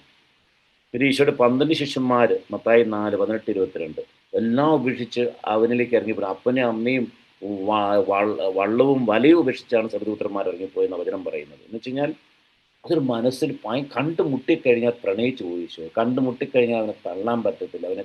അവനെ യാക്കോബിന് 4:8 ചേർന്ന് നിന്നാൽ അവനും ചേർന്ന് നിൽക്കും. അങ്ങനെ ചേർന്ന് നിൽക്കപ്പെട്ടവരാണ് 12 ശിഷ്യന്മാരിൽ ഒരുത്തം മാത്രമേ നഷ്ടപ്പെട്ടു പോയത്. അതിൻ്റെ കാരണം ഞാൻ പറഞ്ഞു കഴിഞ്ഞു. മറ്റൊരു സ്ത്രീയാണ് മേരി മാഗ്ദലിൻ. ലൂക്കാ 8:2, യോഹന്നാൻ 20:11-18. അവിടെ 7ഓളം പിശാചുക്കളെ ഈശോ അവിടെ നിന്ന് പുറത്താക്കി കളഞ്ഞപ്പോൾ അവളിലുണ്ടായൊരു മാറ്റം പിന്നെ നമ്മൾ കാണുന്നത് യോഹന്നാന്റെ സുവിശേഷം 20-1 കാണാൻ പറ്റും. എന്താണത്? അവൾക്ക് ഉറക്കം വന്നില്ല. അവളെ മാറ്റിയ, അവൾക്ക് പുതുജീവൻ കൊടുത്തവൻ ഇല്ലാതായിരിക്കുന്നു എന്ന ദുഃഖം അവൾ കുരിശിത്തറ ചെന്നേക്കുമായി ഈ ലോകത്തോട് ശത്രുക്കൾ അവനെ ഇല്ലാതാക്കി തീർന്നു. അവൾ പേടിച്ചു. 7 പിശാചുകളിൽ തിരിച്ചു വന്നാലോ എന്ന് പേടിച്ചിട്ട് അവൾ കരഞ്ഞൊരു കാർച്ചയുണ്ട്. അവൾക്ക് ഉറക്കം വന്നില്ല. മറ്റ് 11 ശിഷ്യന്മാരും തളർന്നു കിടന്നുറങ്ങുകയായിരുന്നു. അത് കഴിഞ്ഞ് ഇവൾ ഈ കല്ലറയിൽ വരുന്നു. ശൂന്യമായ കല്ലറ കാണുന്നു. കല്ലറ കണ്ടിട്ട് അവിടെ ശൂന്യമായ കല്ലറ കാണുന്നു. പേടിച്ച് അവൾ പോയി ശിഷ്യന്മാരെ വിളിക്കുന്നു. ശിഷ്യന്മാർ ഓടി വന്നു. ശിഷ്യന്മാർ ആദ്യമായി ഈശോ സ്നേഹിച്ച യോഹന്നാൻ കയറുന്നു. പത്രോസ് വരാൻ കാത്തിരുന്നു. പത്രോസ് ഒന്നുള്ളിൽ കയറി കച്ച കണ്ടു. അവരിറങ്ങി നിരാശയോടെ സങ്കടപ്പെട്ട് അവർ വീണ്ടും പോയി. അതാണ് അറ്റ്ലീസ്റ്റ് ഞങ്ങൾ ദൈവശാസ്ത്രം പഠിക്കുമ്പോൾ വൈദിക വിദ്യാർത്ഥികൾക്ക് BTHന് 100ൽ 25 ചോദ്യമാണ്. ശിഷ്യന്മാർ തിരിച്ചുപോയി, പക്ഷെ മേരി മാഗ്ദലിൻ അവിടെ തന്നെ നിന്നു. അതാണ് മാനസാന്തരത്തിൻ്റെ അതിശക്തി എന്ന് പറയുന്നത്. കാരണം അവൾ തിരിച്ചറിഞ്ഞു 11 ശിഷ്യന്മാർ തിരിച്ചു പോയാലും അവൾ പോയില്ല. അവൾ അവിടെ നിന്ന് പൂന്തോട്ടക്കാരനെ പോലെ ഒരാളെ കണ്ടു. പൂന്തോട്ടക്കാരൻ ചോദിക്കുന്നു, അവളെ എവിടെയാണ് കർത്താവിനെ വെച്ചത്? കാരണം അവൾക്കുണ്ടാകുന്ന നിരാശപ്പെട്ടില്ല, പ്രതീക്ഷയാണ്. ഹോപ്പ് ഓഫ് ലൈഫ്, ജീവനിലേക്കുള്ള പ്രതീക്ഷ. മാനസാന്തരപ്പെടുന്ന വ്യക്തിക്ക് ദൈവം കൊടുക്കുന്ന ഏറ്റവും വലിയ പരമോന്നതമായ സമ്മാനമാണ് ജീവനിലേക്കുള്ള ഒരു പ്രതീക്ഷ. അത് അവൾക്ക് കിട്ടി. അതുകൊണ്ടാണ് അവൾ അവിടെ നിന്നത്. പ്രതീക്ഷയോടുകൂടി നിന്നു. 11 പേര് നിരാശപ്പെട്ടു പോയി. അവൾ ആ നിപ്പിൽ 11 ശിഷ്യന്മാർ കിട്ടേണ്ട ഭാഗ്യം ആ ഒറ്റ മാനസാന്തരപ്പെട്ട പാപിനിയായ മഗ്ദലന മറിയത്തിന് കിട്ടുന്നു. മറിയം എന്ന് വിളിക്കുന്നു, റബ്ബോനി എന്ന് മറുപടി വിളിക്കുന്നു. അതൊരു വലിയ രക്ഷ അവളുടെ ജീവിതത്തിൽ ഉണ്ടാവുകയാണ്. അവളൊരു സുവിശേഷ പ്രസംഗമായി മാറുക. ഈശോയെ അനുഗമിച്ചവൾ. അവൾ സഭയുടെ വിശുദ്ധയാണെന്ന് നമുക്കറിയാം. സെയിൻറ്റ് മേരി മഗ്ദലിനാണ് അവൾ. മറ്റൊരു ഏറ്റവും വലിയ അതുപോലത്തെ ഒരു വ്യക്തിത്വമാണ് സക്കേവൂസ്. ലൂക്കാ 19:1-10. സക്കേവൂസിൻ്റെ ജീവിതത്തിൽ എന്താ സംഭവിച്ചത്? ഈശോ കാണാൻ ആഗ്രഹിച്ചോളൂ. പക്ഷെ ആ കാണാനുള്ള ആഗ്രഹം ഈശോയുടെ മനസ്സിൻ്റെ ഉള്ളിലും വലിയൊരു അന്തരം ഉണ്ടാക്കി. പാപിയായ ഒരു മനുഷ്യൻ ആഗ്രഹിച്ചു കഴിഞ്ഞാൽ അവൻ ചോദിക്കുന്നതിന് മുമ്പേ ഈശോ അദ്ദേഹത്തെ പ്രണയിക്കുന്നു മാത്രമല്ല, അദ്ദേഹം വീണ്ടെടുക്കും. അവന് നേടിക്കഴിഞ്ഞിരിക്കും. അതുകൊണ്ട് തന്നെയാണ് ഇരട്ടി മധുരം, ഇരട്ടി സമ്മാനം പറയുന്നത്. സക്കേവൂസ് താഴേക്ക് ഇറങ്ങി വരുന്നു. സക്കേവൂസ് കാണാൻ ആഗ്രഹിച്ചവനോട് പറയുകയാണ്, ഞാൻ നിന്റെ ഭവനത്തിൽ ഇന്ന് വരുന്നു, താമസിക്കാൻ പോകുന്നു. ചെന്നു താമസിച്ചു. അവൻ പാപങ്ങൾ ഏറ്റുപറയുന്നതിന് മുമ്പ് തന്നെ അവൻ മാനസാന്തരപ്പെട്ട് അവൻ ചെയ്യാൻ പോകുന്ന ഇളവുകളെ പറ്റി അവൻ പറയുന്നു. ഈശോ പറഞ്ഞ മനോഹരമായ വാക്യമാണ്, ഇന്ന് ഈ ഭവനത്തിന് രക്ഷ വന്നിരിക്കുന്നു. 19:9 നമുക്ക് കാണാൻ സാധിക്കും. ദൈവം ഒരാളുടെ ചരിത്രം നോക്കാറില്ല. ഇന്നലെ വരെ, ഈ നിമിഷം വരെയുള്ളവരുടെ ചരിത്രം നോക്കാറില്ല. ഇന്ന് നീ എൻ്റെ മുന്നിൽ വന്നാൽ, ഇന്ന് മുതൽ മുന്നോട്ടുള്ള എൻ്റെ ജീവിതം നീ എൻ്റെ മുന്നിൽ സമർപ്പിച്ചാൽ ഞാൻ നിന്നെ മാറ്റും. അതാണ് ഈശോയുടെ ഒരേ ഒരു ഡിമാൻഡ്. ഇന്ന് നീ എൻ്റെ മുന്നിൽ വരണം. ഇന്നലെ വരെയുള്ള 10 കൽപ്പനകളുണ്ട്. നീ അത് ലംഘിച്ചിട്ട് വന്നാൽ, നീ എന്നെ തിരിച്ചറിഞ്ഞ് എൻ്റെ കൂടെ വന്നാൽ, പിന്നെയുള്ള യാത്ര അത് പുതിയ ജീവൻ്റെ യാത്രയായിരിക്കും. സഖ്യവൂസന് അങ്ങനെ വലിയൊരു ഭാഗ്യം കിട്ടി. പ്രിയമുള്ളവരെ, നമ്മുടെ ജീവിതത്തിൽ ഈ പറയുന്ന കുറച്ച് അവസാനമായൊരു ഇമേജോട് പറയാണ് ധൂർത്തപുത്രൻ. എനിക്ക് ഇത്ര ഇഷ്ടപ്പെട്ടൊരു വാക്യമുണ്ട് അതിനകത്ത്, ലുക്കായുടെ 15:17. അതാണ് മാനസാന്തരത്തിൻ്റെ ഈക്വേഷൻ. നമ്മൾ കണക്കിൻ്റെ ഈക്വേഷൻ, കണക്ക് പഠിപ്പിക്കുന്ന പറയുന്ന ഈക്വേഷൻ ഉണ്ട്, ഒരു ഫോർമുലയുണ്ടല്ലോ. മാനസാന്തരത്തിൻ്റെ ഫോർമുല എന്ന് പറയുന്ന ഒറ്റ വാക്യത്തിൽ അത് കൊടുത്തിട്ടുണ്ട്. 15:17. അവന് സുബോധമുണ്ടായപ്പോൾ അവൻ തിരിച്ചു നടന്നു. അതാണ് മാനസാന്തരം എന്ന് പറയുന്നത്. നമ്മുടെയൊക്കെ ജീവിതം നമ്മൾ മുന്നോട്ടുള്ള പ്രയാണമല്ലേ. ബോധമുള്ളപ്പോഴേ നമ്മൾ കുമ്പസാരിക്കണം തോന്നുന്ന എപ്പോഴാണ് നമുക്ക് ബോധം വരിക. ദൈവമേ, ഇത് ഇന്നേ നാളത്തെ കുർബാന സ്വീകരിക്കാൻ എന്നെ അയോഗ്യയാക്കുന്ന ഒരു തടസ്സം, ഒരു പാപമല്ലേ ഇത്. ആ തിരിച്ചറിവാണ് എന്നെ നിങ്ങളെ കുമ്പസാരത്തിലേക്ക് നയിക്കുന്നത്. ഞാനൊരു പ്രൊഫഷണൽ സുപ്പീരിയറാണ്, പക്ഷേ ഒരു 15 ദിവസത്തിൻ്റെ അപ്പുറത്തേക്ക് എനിക്ക് പോകാൻ പറ്റുന്നില്ല. അത് മുമ്പേ പോയി ഞാൻ കുമ്പസാരിക്കും. എൻ്റെ മനസ്സിൽ ഞാൻ ചിന്തിക്കുന്നു, കാരണം ഞാൻ വ്യക്തികളെ, ആത്മാക്കളെ നേടിക്കൊടുക്കേണ്ട വ്യക്തിയാണ്. എനിക്ക് 146 അച്ഛന്മാരെ അക്കമ്പനി ചെയ്യാനായിട്ടുണ്ട്. ഒരു രൂപതാധീശനെ പോലെ ഒരു പ്രൊഫഷണൽ സുപ്പീരിയറെ സംബന്ധിച്ചിടത്തോളം ഇന്ന് 146 അച്ഛന്മാരും അവരുടെ മിഷൻ പ്രവർത്തനങ്ങളും അവർ സേവനം ചെയ്യുന്ന പ്രദേശത്തെ വ്യക്തികളുമായിട്ടൊക്കെ ഏകോപിപ്പിച്ചുകൊണ്ട് പോകണമെങ്കിൽ, നമ്മുടെ മുണ്ടത്തച്ഛനൊക്കെ ഇതിനകത്ത് ഇരിപ്പുണ്ട്, അച്ഛനൊക്കെ ഞങ്ങളുടെ ആദ്യത്തെ പ്രൊഫഷണൽ സുപ്പീരിയറാണ്. സ്വാഭാവികമായിട്ടും അന്ധനെ നയിക്കാൻ പറ്റത്തില്ലെന്ന് പറഞ്ഞതുപോലെ എൻ്റെ പോരായ്മകൾ ഞാൻ നികത്താതെ എൻ്റെ കൂടെയുള്ളവരെ തികത്താൻ ഞാൻ ആരുമല്ല.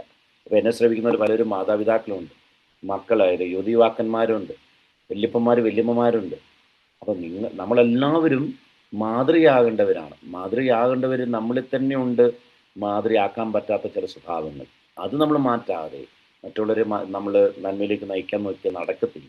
അതുകൊണ്ട് തന്നെയാണ് ഈ ധൂർത്തപുത്രന്റെ സംബന്ധിച്ചുള്ള സുബോധമുണ്ടായപ്പോൾ അവൻ അപ്പൻ്റെ ഭവനത്തിൽ സന്തോഷം തിരിച്ചറിഞ്ഞ് അങ്ങോട്ട് യാത്രയായി. പ്രിയമുള്ളവർ, വലിയ നോമ്പിൽ പ്രവേശിക്കുമ്പോൾ മിസിയോയിലെ നിങ്ങൾക്ക് എല്ലാവർക്കും, അത് നിങ്ങളെ കേൾക്കുന്ന എല്ലാവർക്കും, നിങ്ങളുടെ ഭവനങ്ങളിലുള്ളവർക്കും ഈ ദൈവത്തിൻ്റെ വലിയ കരുണ നമ്മളിൽ ഉണ്ടാകട്ടെ. മാനസാന്തരം ദൈവത്തിൻ്റെതാണ്. ചിലപ്പം നമ്മൾക്ക് ഇങ്ങനൊരു വാക്യം കൂടെ ഒക്കെ കേട്ടിട്ടുണ്ട്. ഈ മോശ പറവയുടെ മുന്നിൽ പോയിട്ട് ഈജിപ്തുകാർ വിടാൻ പറഞ്ഞ് കേണപേക്ഷിക്കുന്നുണ്ട്. പക്ഷേ പറവയുടെ ഹൃദയം കഠിനമായിട്ട് വക്രബുദ്ധിയോടെ ഇരുന്നു. അപ്പം എന്നെ ഒരു പുരോഹിതൻ എൻ്റെ ഒരു സീനിയറായിട്ട് തലശ്ശേരി രൂപതയിലൊരു ഫോമ വികാരജനറലാണ് അച്ഛനെന്ന് പറഞ്ഞൊരു കാര്യമാണ്, CBH എല്ലാവരും തിരുത്താമെന്ന് സ്വപ്നത്തിൽ പോലും വിചാരിച്ചേക്കരുത്. അച്ഛനിലൂടെ ദൈവം പ്രവർത്തിച്ചാൽ തിരുത്തപ്പെടും. അതുകൊണ്ട് അച്ഛൻ പറയുക, കേൾക്കുക എന്നുള്ളത് ദൈവം അദ്ദേഹത്തിന് കരുണ കൊടുത്തിട്ടുള്ള കേൾക്കത്തുള്ളൂ. ഒരു നിരാശപ്പെട്ടേക്കരുന്ന് പറയും. ഒരു കാര്യം തിരുത്താൻ പറഞ്ഞാലേ അതുപോലെ തിരുത്തണമെന്നില്ല. മാതാപിതാക്കൾ മക്കൾ പറയാൻ തിരുത്തണമെന്നില്ലെന്ന്. അതിന് അച്ഛൻ പറഞ്ഞ ഉദാഹരണമാണ്, ഫറവോയുടെ ഹൃദയം കർത്താവ് കഠിനമാക്കിയില്ല. അപ്പം ഞാൻ ഓർത്തു, പിന്നെ അപ്പം തെറ്റുകാരനാണ് ഫറവോ, പാവ മനുഷ്യൻ. കർത്താവ് യഹോവയുടെ ഈ ഫറവോയുടെ ഹൃദയം കഠിനമാക്കി. അങ്ങനെ തെറ്റിദ്ധരിച്ചേക്ക് അത് തെറ്റായ വ്യാഖ്യാനമാണ്. എന്ത് ചെയ്താലും ഫറവോ അംഗീകരിക്കുന്നില്ല ദൈവം പറയുന്നത്. അപ്പം ഒറ്റ വഴിയുള്ള അവൻ്റെ പണി കൊടുക്കുക. എന്നാൽ അവൻ പാഠം പഠിക്കണമെങ്കിൽ അവൻ്റെ ഹൃദയം കഠിനമാക്കി അവൻ തെറ്റിങ്ങനെ പോയി കഴിഞ്ഞാൽ പണി കിട്ടുമെന്ന് അവന് ബോധ്യപ്പെടുത്താൻ വേണ്ടി കൊടുത്ത കഠിനമാണ്. അല്ലാണ്ട് നമ്മൾ ചിന്തിക്കുന്ന ഹൃദയം കഠിനമാക്കിയതല്ല. അപ്പോൾ നമ്മൾ തമ്പുരാൻ തരുന്ന അവസരങ്ങൾ പാഴാക്കിയാൽ മാത്രമേ നമുക്ക് ഈ പറയുന്ന തിരിച്ചടികൾ ഉണ്ടാകത്തുള്ളൂ. അല്ലെങ്കിൽ ഭയങ്കര സ്നേഹത്തിൻ്റെ പൂർണ്ണത നീർച്ചാൻ ഒഴുകിയെത്തുന്ന 2 ബലിപീഠങ്ങളാണ് കുമ്പസാരക്കൂട്ടിലെ വൈദികനിലൂടെ വരുന്നതും നമ്മുടെ തിരുബലിയിലെ ബലിപീഠത്തിൽ നിന്ന് കിട്ടുന്നതും. അപ്പം പ്രിയമുള്ളവരെ, നമ്മുടെ ഈ 16-ാം തീയതി ആരംഭിക്കുന്ന വലിയ നോമ്പ് കൃപയുടെ വലിയ നീർച്ചാലായിട്ട് നിങ്ങൾക്കും ഭവനങ്ങളിലുള്ളവർക്കെല്ലാം സാധിക്കട്ടെ പ്രാർത്ഥിക്കുന്നു. നമുക്കൊരു നിമിഷം കണ്ണുകളടച്ച് തമ്പുരാൻ്റെ കൃപയ്ക്ക് വേണ്ടി നമുക്ക് യാചിക്കാം. നല്ലവനായ തമ്പുരാനെ, വചനത്തിലൂടെ അങ്ങ് ഞങ്ങളെ പഠിപ്പിച്ചു. നീ ചേർന്ന് നിന്നാൽ, ഞങ്ങൾ ഓരോരുത്തരും ചേർന്ന് നിന്നോട് ചേർന്നാൽ നീ ചേർന്ന് നിൽക്കും. യാക്കോബിന് 4 നല്ല തമ്പുരാൻ ഈ സായം സന്ധ്യയിൽ രണ്ടര മണിക്കൂർ നേരം ഈ പ്രിയ മക്കളെല്ലാം പിതാവായ ദൈവമേ ചേർന്ന് നിൽക്കുമായിരുന്നു എന്നോട്. അഭിവന്യ ആലപ്പാട് പിതാവിൻ്റെ വചനങ്ങളിലും ശുശ്രൂഷയിലൂടെയും മിസ്സിയോ ടീമിലെ ആലിസ് കുട്ടി ടീച്ചറിൻ്റെ നേതൃത്വത്തിലുള്ള മിസ്സിയോ ടീമിൻ്റെ ഓരോരുത്തരുടെയും സംഘാടകരുടെയും വചനം പങ്കുവെച്ച സാക്ഷ്യങ്ങളിലൂടെയും സാക്ഷ്യങ്ങൾ പറഞ്ഞവരിലൊക്കെ വഴിയായിട്ട് നീ പങ്കുവെക്കുകയായിരുന്നു മാനസാന്തരത്തിൻ്റെ വഴികൾ, നീർച്ചാലുകൾ. പ്രത്യേകിച്ച് ഈ സായം സന്ധ്യയിൽ എന്നെ ശ്രമിക്കുന്ന എല്ലാവരെയും ആസ്വദിച്ച് പ്രാർത്ഥിക്കുന്ന തമ്പുരാനെ, വചനം കേൾക്കുവാനും അതനുസരിച്ച് ജീവിക്കുവാനും വിളിക്കപ്പെട്ടവരായ ഞങ്ങൾക്ക് നീ തരുന്ന ഏറ്റവും വലിയ കരുണയുടെ സുവിശേഷമാണ് നിന്റെ വചനങ്ങൾ. ആ വചനങ്ങൾ ആസ്വദിച്ച് ജീവിക്കുവാൻ, അനുഭവിച്ച് ജീവിക്കുവാൻ, അത് പങ്കിട്ട് ജീവിക്കുവാൻ, സമറിയക്കാരി സ്ത്രീയെ പോലെ ചെല്ലുന്നവർക്കൊക്കെ അഭിഷേകമായി നിന്നെ പറയുവാൻ, മേരി മതിലിനെ പോലെ ചെന്ന് അവരോട് പറയുക, ചെല്ലുന്നവർക്കൊക്കെ നിന്നെപ്പറ്റി നീ ഉയർത്തെഴുന്നേറ്റ് കൂടെ ഉണ്ടെന്നുള്ളത് പറയുക. മരിച്ച ദൈവമല്ല, മരിച്ച് ഉയർത്തെഴുന്നേറ്റ ദൈവമാണ്. കൂടെ ആയിരിക്കുവാനും നിലനിൽക്കുവാനും വിശുദ്ധീകരിക്കുവാനും അനുഗ്രഹിക്കപ്പെട്ടവരാണ് ഞങ്ങളെന്നും ബോധ്യപ്പെട്ടുകൊണ്ട് ഞങ്ങളെല്ലാവരും മാമുദീസ മുങ്ങി ഞങ്ങളെല്ലാവരും കൃപയുടെ നീർച്ചാലുകളായി സുവിശേഷ പ്രസംഗകരായി ആഴത്തിൽ വേരുന്ന് ജീവിക്കുവാനും മറ്റുള്ളവരെ ഈശോയെ നിന്നിലേക്ക് അടുപ്പിക്കുവാനും വിളിക്കപ്പെട്ടവരാണ് ബോധ്യം ഞങ്ങൾക്ക് എല്ലാവർക്കും ഉണ്ടാകുവാനായിട്ട് കൃപ തരണമെന്ന് പ്രാർത്ഥിക്കുന്നു. വലിയ നോമ്പിൻ്റെ കൃപ എല്ലാ മക്കൾക്കും ഉണ്ടാകട്ടെ എന്ന് ശ്രമിക്കുന്ന എല്ലാവരിലും, പ്രത്യേകിച്ച് ഇവിടെ കുടുംബാംഗങ്ങളിലും മക്കൾ കൊച്ചുമക്കളിലും പ്രദേശവാസികളിലും ഉണ്ടാകുന്ന പ്രാർത്ഥിച്ചുകൊണ്ട് നമ്മുടെ കർത്താവ് ഈശോയുടെ കൃപയും പിതാവായ ദൈവത്തിൻ്റെ സ്നേഹവും പരിശുദ്ധ റൂഹായുടെ സഹവാസവും നിങ്ങളിൽ എല്ലാവരിലും ഉണ്ടാകട്ടെ, ഇപ്പോഴും എപ്പോഴും എന്നേക്കും. ആമേൻ. അച്ഛാ, താങ്ക് യു വെരി മച്ച്. അച്ഛൻ ആനിമേഷൻ വിസിറ്റിനിടയ്ക്കും വലിയ തിരക്കിനിടയ്ക്കും ഇത്രയും സമയം ഞങ്ങൾക്ക് വേണ്ടി ചെലവഴിച്ചതിന് ഒത്തിരി ഒത്തിരി ഒത്തിരി നന്ദി. Thank you, thank you, thank you, thank you father. Thank you അരിസി, thank you, thank you saint Thomas പ്രോവിൻസിന്റെ പ്രൊവിൻഷ്യൽ സുപ്പീരിയറായ സ്നേഹ ബഹുമാനപ്പെട്ട സിബി ഞാവള്ളിക്കുന്നിൽ അച്ഛൻ മാനസാന്തര സന്ദേശവും നല്ലൊരു അനുഗ്രഹവും ആശീർവാദവും നൽകിയതിന് മിസ്സിയോ കൂട്ടായ്മയുടെ പേരിൽ അഗീതമായ നന്ദി ഞങ്ങൾ അറിയിക്കുകയാണ്. താങ്ക് യു ചേച്ചി. Okay, thank you. ഇന്ന് നാം കേട്ട കാര്യങ്ങൾ നമ്മുടെ ഹൃദയത്തിൽ ആഴത്തിൽ പതിക്കുവാനും അത് പങ്കുവെക്കുവാനും അതനുസരിച്ച് ജീവിക്കുവാനും നമുക്ക് ഇടയാകട്ടെ എന്ന് പ്രാർത്ഥിക്കുന്നു. ഇന്നത്തെ ദിവസം അനുഗ്രഹപ്രദമാക്കിയ നല്ല ദൈവത്തിന് നന്ദി. ഈ പ്രോഗ്രാം ഒരുക്കി തന്ന മിസ്സിയോ ടീമിന് ഏറെ നന്ദി. നന്ദിയുടെ ഗാനത്തോടെ ഇന്നത്തെ ഈ സെഷൻ സമാപിക്കുകയാണ്. എന്നെ നിത്യതയോടടുപ്പിക്കുന്ന എല്ലാ അനുഭവങ്ങൾക്കും നന്ദി. എന്നെ നല്ല ശിഷ്യയാക്കിയിടുന്ന എല്ലാ കുരിശുകൾക്കും നാഥ നന്ദി. എല്ലാ തോൽവികൾക്കും നാഥ നന്ദി. നിന്റെ മുഖം കാണാൻ നിമിത്തമായി എല്ലാ കണ്ണുകളിലും നാഥ നന്ദി. നിന്റെ സാന്നിധ്യമറിയാൻ ഇടയായി. താഴ്വരയിൽ മുള്ളുകളിൽ പനിനീർപ്പുപോൽ ശോധനയിൽ ചോളയതിൽ പൊന്നുപോലെ ഉയർച്ചയിലും താഴ്ചയിലും മരണത്തിലും ജീവനിലും നിൻ സാന്നിധ്യം മതി നാഥ. നിൻ സാന്നിധ്യം മതി.